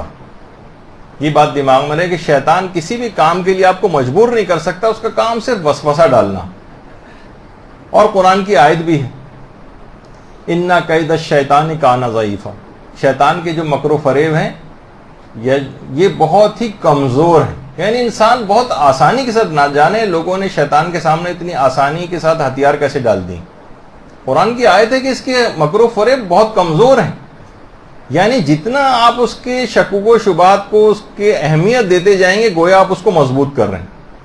آغا سیستانی فرماتے ہیں اپنے ایک فتوے میں کہ ایک طویل مدت تک اگر آپ شک پر توجہ نہ دیں تو آپ دیکھیں گے کہ بہت ہی جلد عرصے میں اپنے الفاظ میں کہہ رہا ہوں کہ آپ دیکھیں گے مہینے 2 مہینے کے اندر اندر یہ مرض بالکل ختم ہو جائے گا. آغا سیستانی فرماتے ہیں کہ طویل عرصے تک اگر اس شک کے تقاضے کے اوپر عمل نہ کیا جائے، یعنی جو وسوسہ آ رہا ہے، شک آ رہا ہے، ایک طویل عرصے تک اس کے مطابق عمل نہ کریں. بس آپ اپنا شرعی فریضہ پورا کر لیں خالی، اور اس کے بعد پھر اب جو شک اور وسوسہ ہے بالکل بے اعتنائی، جس سے میں نے کہا تھا نا اس سے پہلے کہ بالکل اس پر توجہ ہی نہ دیں. لاکھ دل کہے کہ تمہیں پاک پاؤں پاک کرنے چاہیے، ہاتھ پاک کرنا چاہیے، اپنے قوت ارادی کو کام میں نہیں پاک کریں، تو بہت ہی جلد یہ اس مرض سے چھٹکارا مل سکتا ہے. پھر اگلا طریقہ علماء بتاتے ہیں کہ شکی افراد ہر مہینے میں 3 روزے رکھیں. ایک طریقہ یہ بھی، ہر مہینے میں 3 روزے رکھنا، اس سے شک اور وسواس کی بیماری بالکل ختم ہو جاتی ہے. دیکھیے حدیث کے اندر بھی ملتا ہے کہ روزہ رکھو اور صحت پاؤ، تو یہ تو مرض ہے نا شک اور وسواس کا، اس سے بھی اس میں صحت اس کو ملے گی. خالی جسمانی بیماریاں اس سے دور نہیں ہوتی، بلکہ یہ جو اس طرح کی نفسیاتی بیماریاں، روحی بیماریاں جو اس طرح کی ہوتی ہیں، اس سے بھی انسانوں کو شفا ملتی ہے اگر انسان 3 دن روزہ رکھے. تو اگر کوئی شخص یہ 3 دن روزہ رکھے تو وسواسیوں کو، اپنے شکوک ان کے سارے دور ہو جاتے ہیں. اور ہمارے چھٹے امام جعفر صادق علیہ الصلوۃ والسلام فرماتے ہیں صلی اللہ علیہ وسلم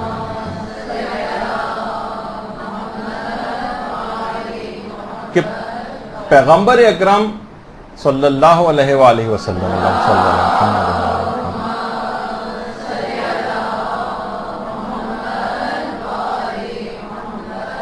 پیغمبر اکرم ہر ماہ کی پہلی اور آخری جمعرات کو اور درمیانے ماہ میں بدھ کے دن روزہ رکھا کرتے تھے.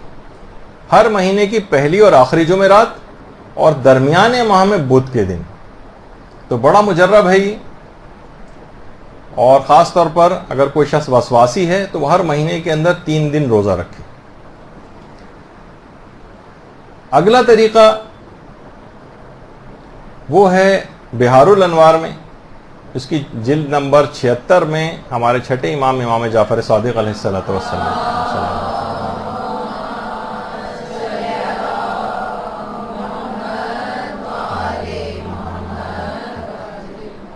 کہ پیغمبر اسلام اپنے سر کو بیری کے پتوں سے دھویا کرتے تھے. اور امام فرماتے ہیں جو بھی ایک مرتبہ بھی ایسا کرتا ہے تو 7 روز تک وسوسہ شیطانی اس سے دور ہو جاتا. 7 روز تک وسوسہ شیطانی اس سے دور ہو جائے گا. اور امام فرماتے ہیں جس سے بھی وسوسہ شیطانی 7 روز تک دور ہو جائے پھر وہ کوئی گناہ نہیں کرتا، وسوسہ شیطانی اس سے دور ہو گیا. اور امام فرماتے ہیں جو شخص بھی گناہ نہ کرے وہ داخل جنت ہوتا ہے. یعنی باقاعدہ پیغمبر اسلام بیری کے پتوں سے اپنے سر کو دھویا کرتے تھے. یعنی بیری کے پتوں کو مسل کے اس کسی بالٹی یا پانی کے اندر اس کو ملا دیں. اور اب تو بیری کے پتوں کا سفوف بھی دستیاب ہے، عام طور پر ہوتا ہے، اس کا خود ایک پاؤڈر ٹائپ کا اس کا بنا لیں اور اس کے بعد اس کو پانی کے اندر ملا کے اس سے اپنے سر کو دھویں. تو وسوسہ شیطانی 7 روز تک دور ہو جائے گا. 7 روز تک جس سے وسوسہ شیطانی دور ہوگا وہ کوئی گناہ نہیں کرے گا تو انشاءاللہ داخل جنت ہوگا. اور اس کے اندر ایک خصوصیت اور بھی ہے کہ یہ غم اور ڈپریشن کا جو مرض ہے یہ بھی دور کرتا ہے. باقاعدہ کہ پیغمبر اسلام جب بھی غمگین ہوتے تھے اور پریشان ہوتے تھے تو جبریل امین آتے تھے اور حکم خدا آ کر بتاتے تھے کہ پیغمبر آپ بیری کے پتوں سے اپنے سر کو دھوئیں. اس سے پیغمبر کا حزن و ملال، غم، ڈپریشن جو لوگوں کو اس لحاظ سے ہوتا ہے، جو اپنے الفاظ میں کہہ رہا ہوں، وہ زائل ہو جاتا تھا. تو اس کی بڑی تاکید آئی بیری کے پتوں میں واقعی ایسی کیا چیز ہے، اس کے متعلق تحقیق ہونی چاہیے. یہاں تک کہ آپ دیکھتے ہیں کہ بیری کے پتوں سے مردوں کو نہلایا بھی جاتا ہے. ٹھیک ہے، تو 3 جو غسل ہیں اس کے اندر سے ایک بیری کے پتوں کا غسل بھی، اور یہ واجبات میں سے. تو حتیٰ کہ ایک اگر اتنی دستیاب نہ ہو تو اتنی زیادہ نہ ہو کہ وہ پانی مضاف ہو جائے، لیکن جتنی بھی ہو سکے، جتنی کم سے کم مقدار بھی مل سکے اس کو استعمال کرنا چاہیے غسل میں. تو ایک تو ہو گئی یہ چیز. پھر اس کے بعد کچھ کھانے کی چیزیں ایسی ہیں کہ جسے شک اور وسواس دور ہوتے ہیں. ان میں ایک سر فہرست ہے انار. یہ بھی ہمارے چھٹے امام جعفر صادق علیہ الصلوۃ والسلام فرماتے ہیں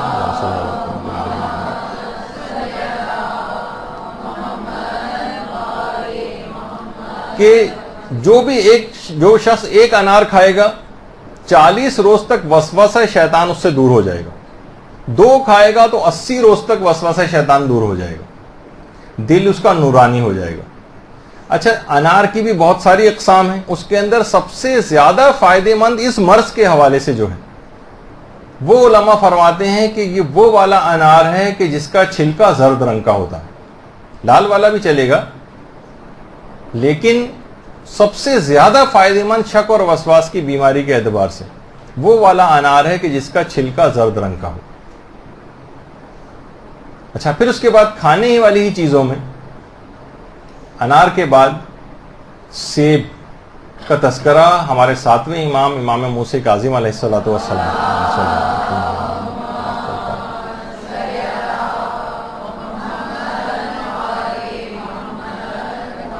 فرماتے ہیں کہ 3 چیزیں ایسی ہیں جو کہ یعنی جن کی فائدے جو کہ بہت زیادہ فائدہ مند ہیں.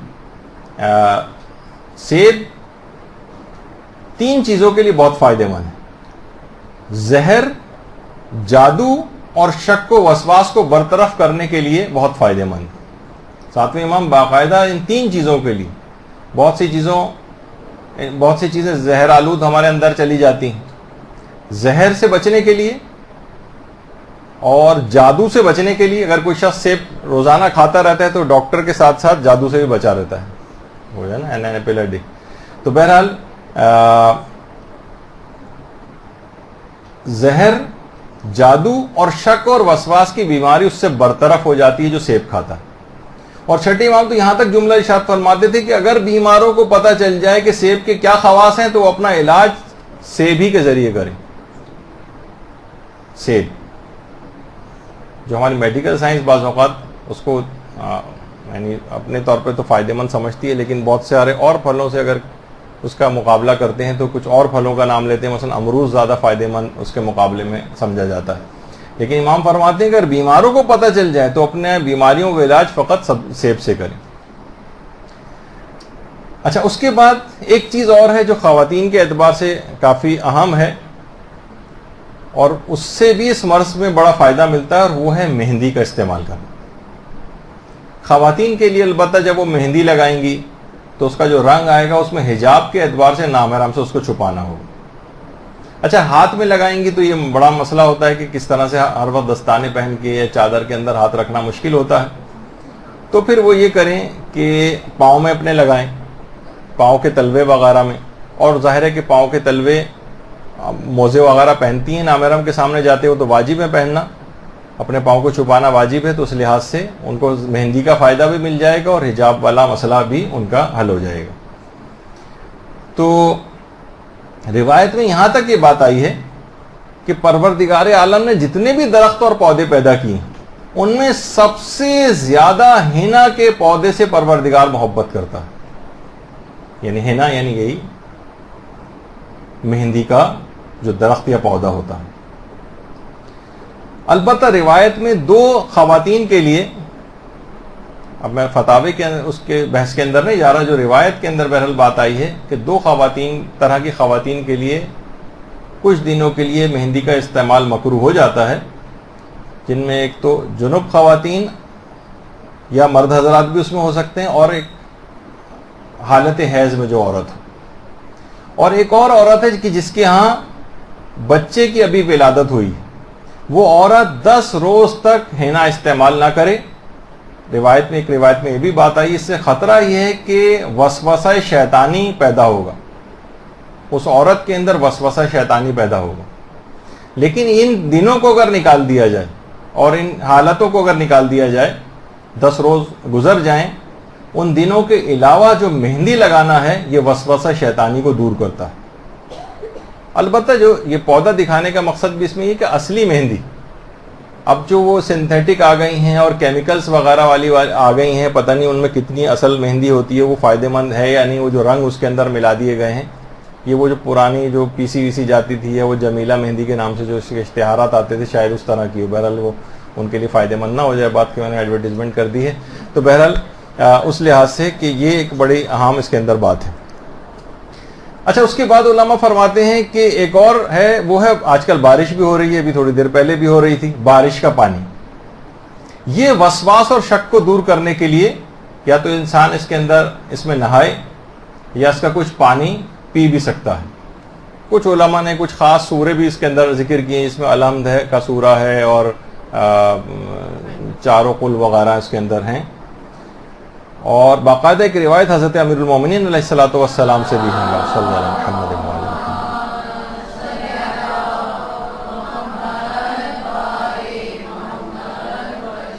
اور جس میں امام نے فرمایا کہ بارش کا جو پانی ہے تمام دردوں کی دوا ہے۔ اور ایک قرآن کی آیت بھی مولا نے پڑھی تھی، اس کے اندر بھی یہ بات ہے کہ جب اللہ نے آسمان سے پانی کو نازل کیا تاکہ وہ تمہیں پاک و پاکیزہ بنائے اور تم سے شیطان کی کثافت کو دور کرے، اس کا مطلب ہے کہ وسوسہ شیطانی بھی اس سے دور ہوتا ہے بارش کے پانی سے۔ اچھا، اس کے بعد ہے نماز شب کے متعلق علماء فرماتے ہیں کہ یہ بھی وسواس کو دور کرنے کے لیے بڑی مجرب ہے۔ جتنی نماز شب انسان پابندی سے پڑھے گا اتنی قرب خدا اس کو حاصل ہوگا، جتنی قربت خدا اس کی بڑھے گی اتنا ہی اس کا یقین بڑھے گا، اور جتنا یقین بڑھے گا یقین اس کے ساتھ ساتھ اتنا ہی اس کا شک کم ہوتا چلا جائے گا۔ نماز شب دلوں کو بھی نورانیت عطا کرتی ہے، گناہوں سے انسان کو دور رکھتی ہے، بیماریوں سے بچاتی ہے، جس کے اندر سے خود یہ کہ شک اور وسواس اور وہم کی بیماری بھی ہے، بینائی سے انسان کی تیز ہوتی ہے، اور ڈپریشن اور غموں سے دور ہوتا ہے۔ شیطان اس نماز شب کو پڑھتے جب دیکھتا ہے تو انتہائی غمگین ہو جاتا ہے۔ مومن کا اسلحہ شمار کی گئی تو شیطان سے جس سے مقابلہ کر سکتا ہے وہ نماز شب کے ذریعے، تو یہ وسوسہ شیطانی دور ہو جائے گا جتنا نماز شب کا پابند ہوگا۔ تو 11 رکعت، ورنہ جتنی بھی رکعت پڑھ سکے، 3 رکعتیں پڑھ سکے، کم سے کم 1 رکعت تو پڑھ لے، کچھ نہ کچھ فائدہ اس کو ضرور ملے گا۔ اپنے آپ کو ابتداءً عادی بنائے، کم رکعت سے ابتدا کرے اور پھر مکمل 11 رکعت تک جائے۔ پھر علماء فرماتے ہیں کہ چاروں قل اس کے اندر پڑھنا یہ بھی بہت مجرب ہے، بچوں کو بچپن ہی سے سونے سے پہلے لازمی قرار دلوانا چاہیے کہ وہ چاروں قل پڑھ کر سوئیں، چاروں قل پڑھ کر جو ہے وہ گھر سے باہر جائیں، اسکول وغیرہ جائیں، تاکہ شیاطین اس دوران ان کو تنگ نہ کر سکیں اور یہ وسوسہ اور شک اور وہم کی بیماری بھی بچپن سے پیدا نہ ہو۔ کچھ بچے بھی ایسے آنے لگیں گے جن کو یہ والی بیماری ہونے لگی کہ فلاں کے ہاتھ کا نہیں کھاتا ہے، یہ فلاں کے ہاتھ کی بنی ہوئی کوئی چیز نہیں پیتا ہے، یا ماسی کے ہاتھ اگر کسی چیز جگہ پہ لگ جائے تو اس سے یعنی ہر چیز میں بچوں کو بھی ابھی شک آنے لگے، تو ان کو ابتدا ہی سے یہ چاروں قل وغیرہ یہ پڑھنے کی ان کو عادت ڈالنی چاہیے۔ ساتویں ہمارے چوتھے امام ہیں امام زین العابدین علیہ الصلوۃ والسلام، اللہ صلی اللہ علیہ وسلم۔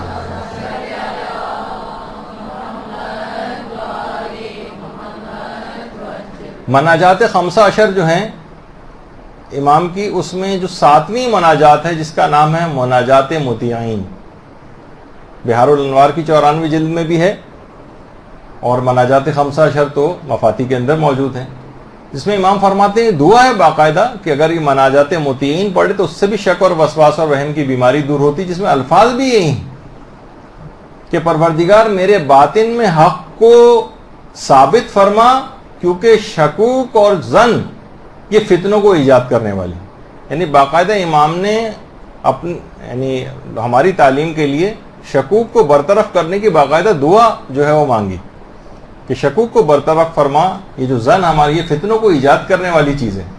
تو مناجات مطیعین جو کوئی زیادہ بڑی مناجات نہیں ہے، اس کو بھی اس میں جاری رکھنا چاہیے۔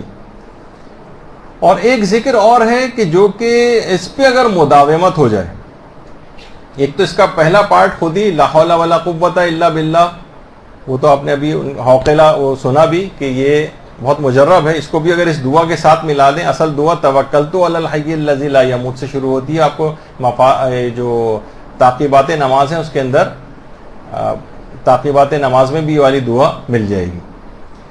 تو اس میں وکبرہ تکبیرہ تک یہ باقاعدہ جو دعا ہے یہ ابو حمزہ صومالی نے روایت کی، اور چھٹے امام فرماتے ہیں کہ رسول اسلام کے پاس ایک شخص شکایت کے لے کر آیا، درود بھیجیے محمد صلی اللہ علیہ وسلم۔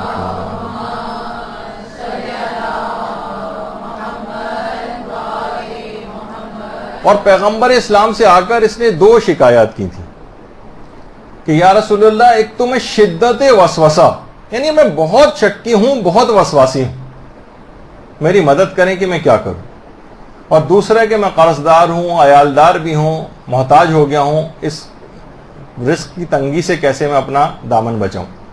پیغمبر اسلام نے انہی کلمات کے متعلق کہا جو توکلت علی الحی الذی لا یموت سے شروع ہوتے ہیں، لیکن لا حول ولا قوت الا باللہ بھی ساتھ ملا لیں تو اور فائدہ مند ہو جائے گا۔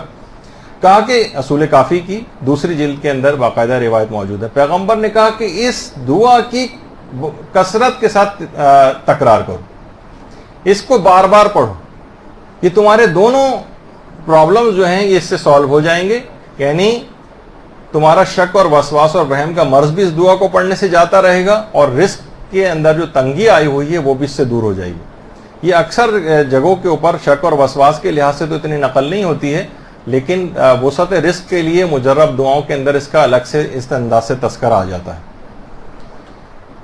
اچھا، اب جو سب سے اہم علاج ہے، دیکھیے شک کی جو فصل ہے اس کی آبیاری جو ہے یہ ہمیشہ جہالت کی زمین میں ہوتی ہے۔ جتنا جہل زیادہ ہوگا اتنا ہی شک زیادہ ہوگا، جتنا علم بڑھتا چلا جائے گا، علم دین آپ حاصل کریں گے اتنے آپ کے شک کم ہوتے چلے جائیں گے۔ اگر کوئی شک آیا بھی تو آپ کے پاس علمی ذرائع ہوں گے کہ آپ اس شک کو برطرف کر سکتی ہیں، اس کا حل آپ کو پتا ہوگا، فوراً ہی آپ علاج کر لیں گی۔ یہ شک اور وہم اسی جہالت ہی کے انڈے بچے ہیں، یہ اسی سے کی پیداوار ہیں، اسی سے ہی نکلتے ہیں۔ تو کتنے دیکھیے مسائل ایسے ہیں، لوگ کہتے ہیں کہ جناب ہمارا بس ہر وقت کتنے شکی آتے ہیں، ہر وقت وضو ٹوٹتا رہتا ہے، ہم کیسے نماز پڑھیں؟ بھائی یہ کیسے ممکن ہے کہ کسی شخص کو کوئی گیس کا اتنا مریض ہو کہ ہم اس سے کہیں کہ بھائی اپنی واجب نماز جو کہ 4 رکعتی نماز 2 منٹ میں پڑھی جا سکتی ہے، 2 منٹ میں بھی تمہارا وضو نہیں رہتا؟ یہ تو ممکن ہی نہیں ہے۔ اکثر تو میں نے وسواسیوں کو مذاق میں کہا بھی کہ اتنی گیس کا پرابلم اگر اتنے سارے افراد کو، تو پاکستان کا تو یہ والا کرائسس ختم ہی ہو جانا چاہیے یہاں پہ، جو گیس کے ہر وقت یہاں پہ لوڈ شیڈنگ اور سب ہوتی رہتی۔ خیر، تو 1-2 منٹ بھی وضو رہنا ممکن نہیں، یہ کیسا ہے؟ اس کے وہم، یہ صرف وہم ہے، اس کا کوئی اس میں توجہ نہیں کرنی چاہیے۔ باقاعدہ روایت کے اندر ہے کہ شیطان ایسی آوازیں نکالتا ہے جس سے وہ سمجھتا ہے کہ میرا وضو ٹوٹ گیا۔ تو باقاعدہ کسی شخص نے آ کر امام سے کہا بھی تھا کہ مولا وہ فلاں شخص جو ہے اچھا بھلا عاقل ہے، لیکن بار بار نماز پڑھتا ہے، بار بار وضو کرنے جاتا ہے۔ تو امام نے فرمایا وہ کب عاقل ہے؟ وہ جبکہ وہ شیطان کی پیروی کرتا ہے۔ شیطان کی پیروی کرنے والا کبھی عاقل تھوڑی ہو سکتا ہے۔ باقاعدہ اس کو روایت کے اندر نفق الشیطان بھی کہا گیا، یعنی شیطان اس قسم کی آوازیں نکالتا ہے جس سے اس کو ریا خارج ہونے کا شک ہوتا ہے۔ جب تک اس کو یقین نہ ہو کہ میرا وضو ٹوٹ گیا تب تک وضو کو باقی سمجھے۔ ایسے افراد کے لیے زیادہ بہتر ہے کہ اپنی نمازوں کو مختصر بھی پڑھیں، 2 منٹ کے اندر صرف واجبات پہ اکتفا کریں، اس میں شک اتنا نہیں ہوگا، اور فوراً بس اس نماز کو گزار لیں۔ اچھا، اسی طریقے سے بہت سارے افراد ہیں وضو اور غسل کے اندر پانی کو بہانے کا، کہ پانی پہنچا نہیں پہنچا، غسل کیے چلے جا رہے ہیں۔ وضو کے اندر دیکھیے، وہ میں پہلی دفعہ بھی بات آئی تھی کہ وضو کے لیے مستحبات میں سے ہے کہ پانی 1 مد ہو، یعنی 3 پاؤ، اور غسل کے لیے پانی 1 سا ہو، یعنی 3 کلو یا 3 لیٹر کے برابر، یعنی اس کے کم و بیش آگے پیچھے۔ تو باقاعدہ علماء اس کی پریکٹس، محسن قراتی نے باقاعدہ ایک درس کے اندر گلاس جو کہ آدھے سے بھی کم بھرا ہوا تھا، کہا اس میں بھی اکثر مستحبات کے ساتھ وضو کرنا ممکن ہے۔ لوگ کہیں گے بھائی کیسے ممکن ہے؟ خود ہمارے استاد محترم کہتے ہیں میں 3 گلاس پانی سے جو غسل کر کے دکھا سکتا ہوں کسی کو۔ تو بہرحال یعنی مقصد کہنے کا یہ کہ ہم بہت ہی زیادہ اسراف اور شک اور وسواس کی بنا پر پانی اسراف کے اندر بہت زیادہ خرچ کرتے ہیں۔ تو دیکھیں علماء یہ بھی بات بیان فرماتے ہیں کہ دیکھیں پیغمبر اکرم 1 سا پانی سے غسل کیا کرتے تھے، یعنی جو مستحبات ہیں پیغمبر اس پہ بھی عمل کرتے ہوں گے، اور خود غسل کے مستحبات پہ بھی عمل کرتے ہوں گے، جس میں ہر عضو کو 3 مرتبہ دھونا بھی ہے۔ تو اس کا مطلب یہ ہے کہ ممکن ہے نا کہ پیغمبر اتنا زیادہ کہ جب مستحبات پہ بھی عمل کر رہے ہیں اور وضو میں یہ بھی مستحب ہے کہ پانی 1 سا ہو یعنی 3 لیٹر ہو، تو 3 لیٹر پانی کے اندر پیغمبر 3 مرتبہ بھی عضو کو دھوتے ہوں گے۔ علماء نے کہا کہ جب میں مستحبات پر عمل کرتے تھے، تو علماء جب بھی کوشش یہ کرتے ہیں، اکثر ہم نے علماء کو دیکھا کہ باقاعدہ پورا نل کھول کر پانی مسلسل بہ رہا ہے، اس طرح سے کبھی وضو نہیں کرتے۔ عام طور پہ کوئی نہ کوئی برتن میں انسان کرے تو کم سے کم پانی خرچ ہوتا ہے۔ آقا خوئی کو بھی اگر امام خمینی آپ نے دیکھے، اب آقا خوئی وہ بھی برتن رکھ کر اس انداز سے وضو کیا کرتے تھے تاکہ پانی میں اسراف نہ ہو اور اس میں کوئی شک اور وسواس اور وہم بھی جو ہے نہ آئے۔ اچھا، بہت سارے افراد کہتے ہیں کہ جناب یہ تو ہم ناپیں کیسے؟ تو انہوں نے خود اس کے اندر 3 لیٹر پانی لے کے اور اس کے اوپر شاور کی جگہ کے اوپر لگایا کہ اس سے جناب اتنے بھی یہ بھی وسوسے کی طرف چلا جائے گا معاملہ کہ اتنی زیادہ آپ کو وہاں پہ کوئی ناپ تول کا اشاری نظام رکھ کے ترازو رکھا ہوا ہے، اس میں 3 کلو آپ ناپ رہے ہیں، 3 لیٹر ناپ رہے ہیں، اس کی کوئی کرنے کی ضرورت نہیں ہے۔ بس ایک اندازہ ہو کہ زیادہ پانی اس میں خرچ نہ ہو، اور یہ بالٹی ہے اس سے اگر انسان نہا رہا ہے تو اس میں بھی اندازہ کر سکتا ہے، اور اگر شاور وغیرہ سے بھی نہا رہا ہے تو ایک اندازہ، بس یہ کہ اسراف کی حد تک کہ جو کھلا رہتا ہے بالکل اور پوری ٹنکی اس میں ختم ہو جاتی ہے، یہ والی چیز نہ کرے۔ اچھا، کبھی اس انداز سے اس کے غسل کے درمیان زیادہ پانی خرچ کرنے کا کہ پانی نہیں پہنچا تو تب بھی اعوذ باللہ من الشیطان الرجیم پڑھے تاکہ دفیہ ہو اس کا، اور اس دوران بھی کوئی اس کو شک اور وسوسہ نہ آئے۔ اچھا، اب ایک طریقہ اور بھی، بلکہ یہ تو میں اکثر ایسے افراد کو مذاق میں کہتا ہوں، لیکن ہے وہ طریقہ بڑا مجرب۔ وہ یہ کہ جو بھی کوئی اس طرح کا وسواسی اور شکی ہو، اب تک تجربہ یہی ہے کہ اسے 1 مرتبہ حج پہ بھیج دیا جائے۔ حج پہ جب یہ وہاں سے آئے گا، اس کے اکثر شکوک بالکل برطرف ہو چکے ہوں۔ اب یہ جب وہاں پہ باتھ روم جائے گا مینا میں جو بنے ہوئے ہیں، ابھی کچھ تصویریں دیکھیں ایسی آئیں گی، اور میں چاہوں گا کہ آپ یہ دیکھیں تاکہ وہی پھر وہ کہ وسوسہ شک اور اس طرف سے نکل جائیں کہ ہر وقت بس انسان جو ہے، عورتوں کی آپ وہاں دیکھیں اس لحاظ سے کتنی لائن لگی ہوتی ہے، اور وہاں پہ کس طرح سے پوری دنیا سے لوگ آئے ہوتے ہیں، اور کتنی گندگیاں ان باتھ رومز کے اندر جو ہوتی ہیں۔ اسی WC کے اندر سے وہ مسلم شاور جو پڑا ہوتا ہے، گندگی اسی کو نکالنا ہوتا ہے، اسی سے اپنے جسم کو جو ہے پاک کرنا ہوتا ہے، اور اگر وہاں جائیں تو اس انداز کی بہت سے اچھا، یہ اس سے بھی حج میں بہت یہ بیماری کا تو فائدہ ہو رہا ہے، لیکن بہرحال یہ وہاں کی حکومت کی بد انتظامی ہے کہ یہ مشکلات ہوتی ہیں۔ لیکن وہی ہے کہ اللہ تو وہ ہے نا کہ جو کہ مردہ میں سے بھی زندہ کو پیدا کر دیتا ہے، تو یہی آپ کی اس کے علاج کے طور پر بھی چیز ہو جاتی ہے۔ تو یہ تمام چیزیں ایسی ہیں کہ اسی جگہ پہ کئی افراد کھڑے وضو کر رہے ہیں اور چھپ چھپ پانی جو ادھر سے ادھر مار رہے ہیں، وہیں سے باتھ روم سے پاؤں لے کے نکلے تھے اور وہی پاؤں آپ کے جسم کے اوپر بھی وضو کے درمیان آ رہا ہے، تو سارے شکوک ختم ہو جاتے ہیں، کیونکہ اس کے علاوہ کوئی چارہ کاری نہیں ہوتا۔ نمازیں پڑھنا ہے، ویسے ہی آپ نے سب کچھ کرنا ہے انہی گندگی کے اندر رہتے ہوئے۔ تو ایک دفعہ بھی انسان حج کر کے آ جائے تو ساری چیزوں سے اس کو اطمینان ہو جاتا ہے، اور اس کے بعد پھر اس کو وہم اور شک اس انداز کے بہت کم آتے ہیں۔ اور دیکھیے بہت سارے ایسے قوانین بھی ہیں، روایات کے اندر بھی یہ چیز آئی ہے کہ یقین کبھی شک سے نہیں ٹوٹتا، لا تنقض الیقین بالشک۔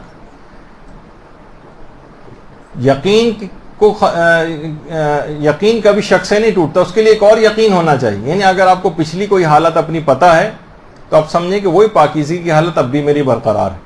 مثلا آپ باتھ روم میں گئیں، اس سے پہلے آپ گئی تھیں، یا میں الگ سے بھی مثال اس قاعدے قانون کو چھوڑتے ہوئے بھی، اب پانی پڑا ہوا ہے اس کے اوپر کموڈ کے اوپر، اکثر لوگ بڑے پریشان ہو جاتے ہیں کہ بھئی اب اس پہ کیسے، یا تو الگ سے پورا اس کو بیٹھ کے پاک کرتے ہیں، اور پاک جب کر رہے ہوتے ہیں تو پھر کچھ چھینٹے پاؤں کے اوپر آ جاتے ہیں، وہ سوچتے ہیں یہ بھی نجس ہو گیا، اب اس کو بھی پاک کرنے بیٹھ رہے ہیں، تو ایک عجیب سما وہاں پر ہو جاتا ہے۔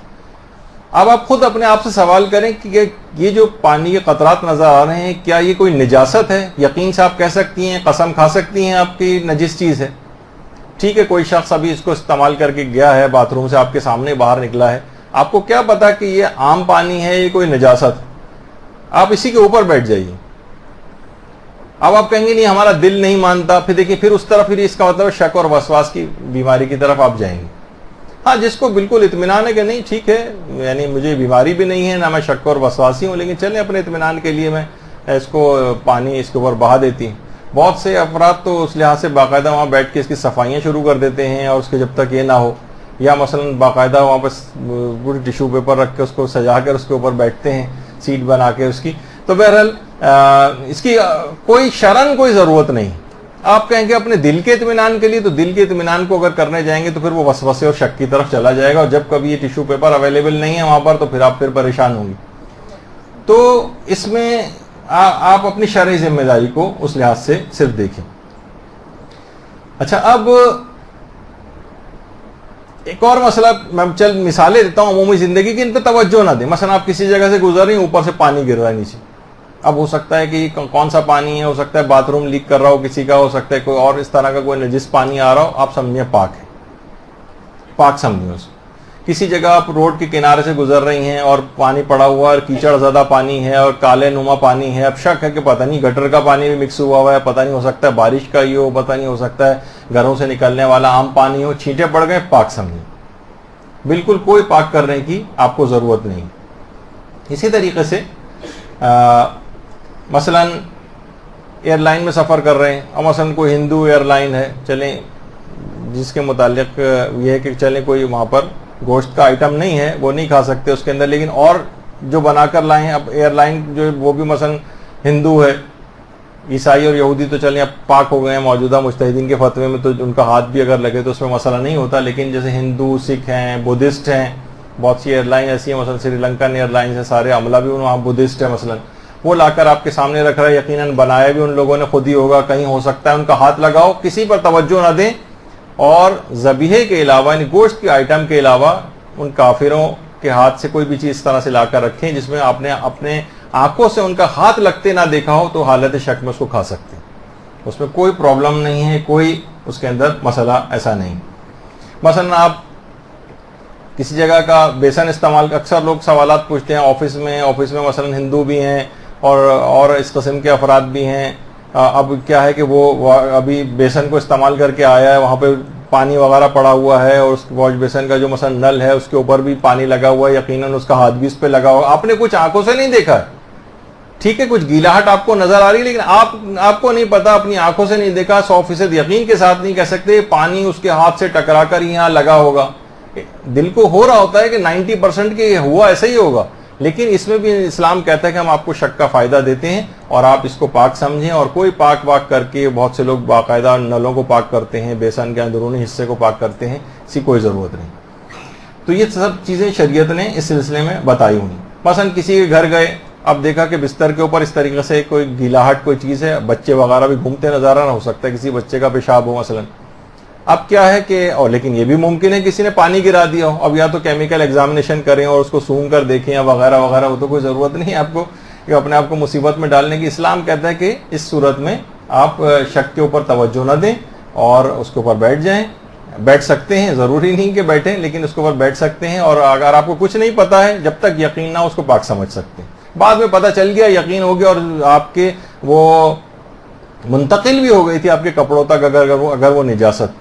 ورنہ اکثر عام طور پہ ہوتا ہے کہ مثلا بچے نے پیشاب کیا، تھوڑے دیر بعد اس کی ہلکی سی نمی باقی رہ جاتی ہے، لیکن وہ آپ کے بیٹھنے سے وہ نجاست آپ کے کپڑوں تک نہیں آتی، تو اس نمی سے بھی آپ نجس نہیں ہوتے. وہ پاک سمجھیں گے اس کو، اور کوئی اس میں حرج نہیں. کتنے افراد ایسے ہیں جو لوگوں کے گھروں میں جاتے ہیں اور ان کو کہتے ہیں کہ جناب ہمیں شک ہوتا ہے کہ ان کی کمائی حرام کی تو نہیں. بہت سے افراد کہتے ہیں ان کی جاب ایسی ہے، تو نہیں، ان کی جو کھانا بھی آپ کے سامنے چائے یا کھانے کی کوئی چیز لا کے رکھیں وہ بھی آپ کھا سکتے ہیں، آپ پہ کوئی مسئلہ نہیں. بہت سے لوگ کہتے ہیں کہ جناب پتہ نہیں وہ خمس دیتا ہے یا خمس نہیں دیتا، ایسا نہ ہو کہ اس کا مال اس انداز سے خمس نہ نکالنے کی وجہ سے حرام ہمارے اندر چلا جائے. نہیں، آپ اس کی تمام چیزیں استعمال کر سکتے ہیں. تو اسی طریقے سے اب یہ ہوتا ہے کہ بعض اوقات کہ جناب اوپر ہم نے صبح ٹنکی کو فل کیا تھا, اوور فلو بھی ہونے لگی تھی, پانی کور ہو گیا تھا اس کا. آپ کو پتا ہے کور پانی سے اگر کسی نجس چیز کو متصل کر دیں, جیسے کارپیٹ کو بھی اگر آپ نجس کارپیٹ ہے اس کو کور پانی سے متصل کر دیا اگر آپ نے, تو پانی جیسے اس پہ سرایت کر جائے گا, اس کو نچوڑنے کی ضرورت بھی نہیں ہوگی کارپیٹ کو, کور پانی سے جو پاک کرنے کا جو طریقہ ہے. اب آپ کو شک ہو رہا ہے کہ صبح تو ہم نے اوور فلو ہوئی تھی ٹنکی, یعنی ٹنکی تو کور ہو گیا تھا پانی, لیکن اس کے بعد لوگ نہائے بھی ہیں, کچھ استعمال سے کم بھی ہو گیا ہوگا, ہو سکتا ہے اب کور نہ رہا ہو. شک کی حالت میں سمجھیں کہ ابھی بھی پانی کور ہی ہوگا اور کور کا ہی اس کے اوپر اطلاق کریں جب تک کہ یقین نہ ہو جائے کہ اب پانی کور نہیں رہا, یعنی اتنا کم پانی آ رہا ہے کہ آپ کو سمجھ میں آ گیا کہ نہیں اب پانی کور نہیں رہا, اطمینان ہو گیا. تب تک آپ اسی شک اگر آ بھی رہا ہے آپ کو تو اس کو اسی یقین کی طرف, پچھلے یقین کی طرف کھینچ کر لے جائیں. اسلام کہتا ہے کہ اس کو اب بھی کور مان لو, یعنی اس پہ شک پہ توجہ نہ دو, یعنی موجودہ. اسی طریقے سے آیت اللہ بہجت دیکھیے ایک چیز اور کہتے تھے کہ ٹھیک ہے بہت سی چیزوں میں انسان خود سے احتیاط رکھ سکتا ہے, لیکن دوسروں کو ہمیشہ جب کوئی مسئلہ بتائے تو وہ آسانی اور سہولت والا بتانا چاہیے. اس میں آپ لوگ کیا کرتے ہیں, انتہائی سخت کر کے مسئلہ دوسروں کو بتاتے ہیں جس پہ وہ عمل نہیں کر پا رہے ہوتے. تو آغا سیستانی بھی فرماتے ہیں کہ دیکھیں, وہ کہتے ہیں کہ نجس کپڑے کو پاک کرنے کے لیے جو بھی آپ کا فریضہ ہے, ایک دفعہ کپڑے کو پاک کرنا ہے یا 2 مرتبہ مثلا کپڑے کو پاک کرنا ہے, تو کہتے ہیں کہ اب آپ اپنے شرعی فریضے کو پورا کر دیں 1 دفعہ یا 2 دفعہ پاک کر کے. اب خواہ آپ کا دل مطمئن نہ بھی ہو تب بھی آپ سمجھیں کہ کپڑا پاک ہو گیا, چاہے دل کہہ رہا ہے نہیں مطمئن نہیں ہے, اسے اور ابھی دھونا چاہیے, ابھی اور پاک کرنا چاہیے, ابھی 1 دفعہ اور کر لیتا ہوں, نہیں, بس اس تقاضے کے اوپر عمل نہ کریں. وہ فرماتے ہیں کہ جتنا آپ اپنے آپ کو یقین دلائیں کہ اللہ نے جتنا مجھ پہ واجب کیا تھا میں نے اپنا واجب انجام دے دیا ہے, اور بار بار اس عمل کی اگر وہ تکرار نہ کرے اور بار بار اس کو پاک نہ کرے تو جلدی اس بیماری سے نجات مل جائے گی. یعنی خود کو شک کا فائدہ دیں. ہر جگہ مجرمین کو عدالتوں میں نہیں ہوتا کہ جو بینیفٹ آف دی ڈاؤٹ جو دیا جاتا ہے, اکثر تو کرکٹ کے اندر بھی ہونے لگا کہ جناب شک کا فائدہ ہے, ٹھیک ہے اس کو فائدہ دے دیا جائے گا اور یہ اس کو جو ہے ناٹ آؤٹ قرار دیا جائے گا. تو اسی طریقے سے عدالتوں میں بھی ہوتا ہے, تو یہ شک کا فائدہ آپ اپنے آپ کو جو ہے وہ دے دیں. کتنا ہوتا ہے کہ جناب بازاروں میں بہت سننے میں آ رہا ہے آج کل چوری کے موبائل مثلا فلاں جگہ کے اوپر بہت زیادہ بک رہے ہیں, مثلا کسی بھی جگہ جو عام طور پر موبائل شاپس وغیرہ ہوتی ہیں. یعنی اس کا یہ مقصد نہیں کہ یہ دکان دکھا رہے ہیں ملتے ہیں معاذ اللہ, مقصد کہنے کا یہ کہ عام طور پہ دکانوں میں ہوتا ہے اور شہرت ہے کہ فلاں مارکیٹ کے اندر آتے ہیں, لیکن آپ کو اب آپ خریدنے جا رہے ہیں, عام طور پر ہو سکتا ہے کہ یہ جو ہم خرید رہے ہیں یہ نہ ہو, تو یہ شک کا فائدہ آپ دیجئے کہ سمجھیں کہ نہیں یہ چوری کا نہیں ہوگا, سوائے اس کے اطمینان ہو جائے کہ چوری کا, تو پھر اسے نہیں خرید سکتے. تو اسی طریقے سے بہت وقت ہو گیا. نمازوں کے سلسلے میں بھی ہے, لیکن اب اتنا کیونکہ وقت نہیں رہا ہے تو ایک لحاظ سے کچھ ہماری بات ابھی نامکمل رہ گئی, کیونکہ دوسرا اس میں لیکچر مولانا محترم آ گئے ہوں گے, تو اس حد تک ہم فی الحال اس کو آج روک رہے ہیں. اگلے جو گفتگو ہوگی ہماری اس کے اندر کوشش کریں گے کہ اس کے ساتھ ہی اس موضوع کو بھی مکمل کریں, پھر اگلا کوئی دوسرا موضوع شروع کریں. لیکن آپ نے دیکھا کہ شکیات کے اندر کتنی ایسی چیزیں ہیں کہ جس میں اپنے آپ کو ہم نے جان بوجھ کر مصیبت کے اندر ڈالا ہوا ہے, اور اسلام نے اس میں مسئلہ کتنا زیادہ آسان رکھا ہے, صرف اور صرف ہماری اپنی جہالت کی وجہ سے. اور کچھ فقہی قوانین ایسے ہیں جو انشاءاللہ اگلی کی نشست میں کوشش کروں گا کہ آپ کی خدمت میں پیش کروں, کہ اگر وہ تھوڑا سا سمجھ لیں اس کو تو زندگی ہماری بہت آسان ہو سکتی ہے. کہ کس طریقے سے یہ جو مسئلہ ہوتا ہے کہ نمازوں کے سلسلے کے اندر بھی ہوتا ہے, مثلا ابھی میں شکیات رکعت کے مسئلے کو بیان نہیں کروں گا, اس کے اندر تو اتنے آسان اصول ہیں کہ آپ کو رکعت کے کوئی شک کے اندر کبھی کوئی پریشان ہونے کی ضرورت ہی نہیں. لیکن وہ جو بہترین نماز کیسے پڑھیں, میں جب شکیات رکعت کے مسئلے آئیں گے اس وقت بتاؤں گا, اس وجہ سے آج نہیں. البتہ ہوتا یہ ہے کہ مثلا آپ سجدے کی حالت میں اب شک ہو رہا ہے کہ پتہ نہیں میں نے رکوع کیا بھی تھا یا نہیں کیا تھا, سجدے کی حالت میں شک ہو رہا ہے. اسلام کہتا ہے شک پہ توجہ نہ دو, وہ گزر گیا موقع اور سمجھو کہ میں نے رکوع کر لیا تھا, یا رکوع پتہ نہیں میں نے صحیح کیا تھا نہیں کیا تھا, یا پتہ نہیں میں نے رکوع کے اندر وہ پڑھا ذکر رکوع پڑھا تھا یا نہیں پڑھا تھا. اسلام کہتا ہے سجدے میں آگے اب شک کے اوپر پچھلی حالت پہ توجہ نہ دو. اچھا, اسی طریقے سے بعض اوقات یہ ہوتا ہے کہ آپ رکوع کی حالت میں اور آپ کو قیام کی پچھلی حالت میں شک ہو رہا ہوتا ہے, پتہ نہیں میں نے الحمد کے بعد دوسرا سورہ پڑھا تھا یا نہیں پڑھا تھا. آپ سمجھیں گے پڑھ لیا تھا, شک پہ توجہ نہ دیں. یعنی فقہی طور پر آپ کو اگر علم ہے کہ مجھے اس موقع پر کیا کرنا ہے تو آپ آرام سے اپنے علم کے ذریعے اس شکوک کو برطرف کر سکتی ہیں. پتہ نہیں میں نے سورہ صحیح پڑھا تھا یا نہیں پڑھا تھا, پتہ نہیں دوسرا سورہ پڑھا تھا یا نہیں پڑھا تھا, پتہ نہیں الحمد اور دوسرا سورہ پڑھا تھا یا نہیں پڑھا تھا. تو یہ تمام چیزیں ایسی ہیں کہ آپ کو اگر فقہی قوانین پتہ ہیں, باقاعدہ اس موضوع پر کتاب بھی لکھی گئی ہے, قیام کی حالت میں بھی ہوتا ہے شک. زندگی آسان در سایہ اصول فقہ, یعنی اگر اصول فقہ کے کچھ قوانین آپ کو پتہ چل جائیں تو آپ کی زندگی بہت آسان ہو جاتی, یعنی آپ کو اس میں پتہ چل جاتا ہے.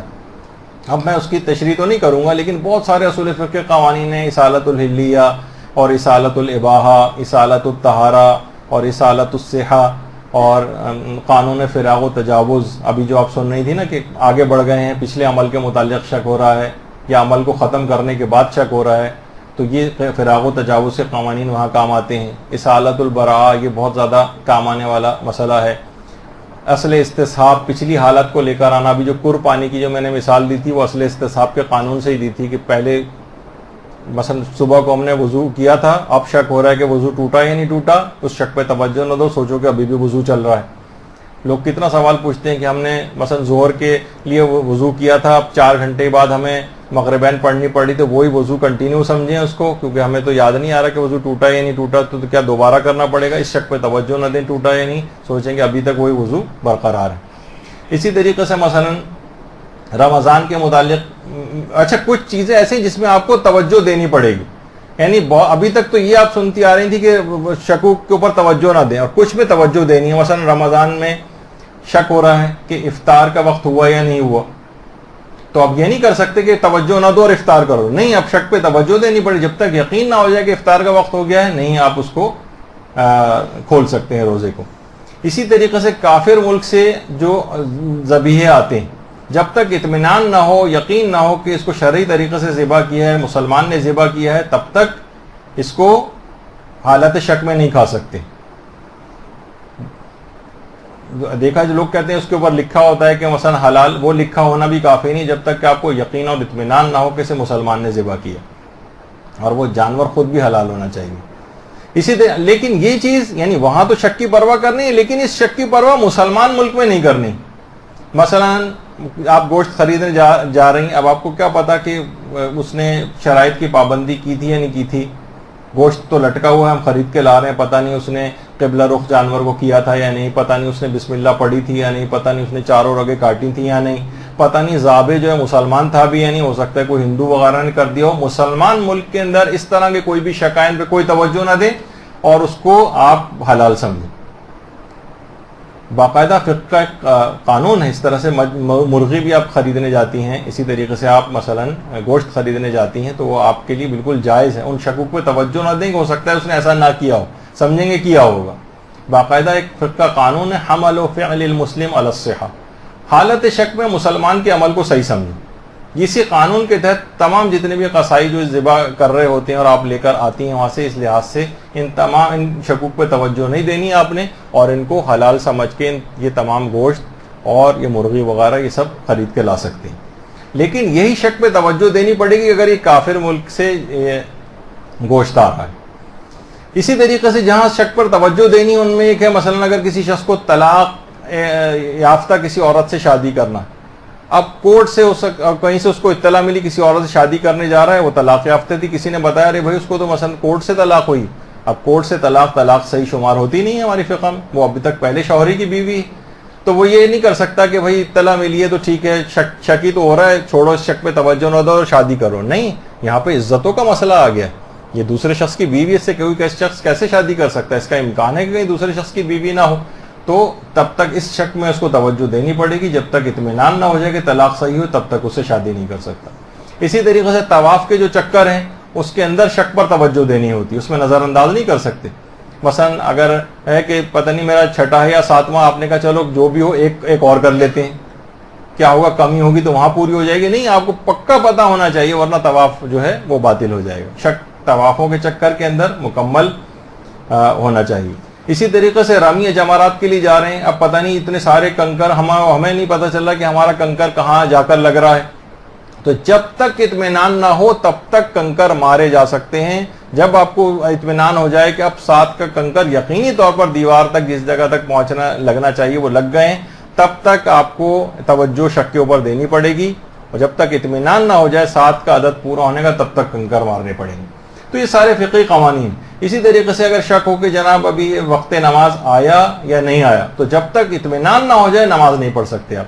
بہت سے لوگ کہتے ہیں بھائی 5 منٹ بعد ہی جو ہے ہمیں نکلنا ہوتا ہے, تو ہم ایڈوانس میں 5 منٹ پہلے اگر فجر کی نماز پڑھ کے نکل جائیں تو یہ ممکن نہیں جب تک اطمینان نہ ہو. اسی طریقے سے مثلا شعبان کے روزوں کا بھی ہے کہ 30 سے شعبان ہے آج یا اول رمضان, تو اگلے دن اس شک کی حالت میں رمضان کی نیت سے روزہ رکھنا حرام ہوتا ہے.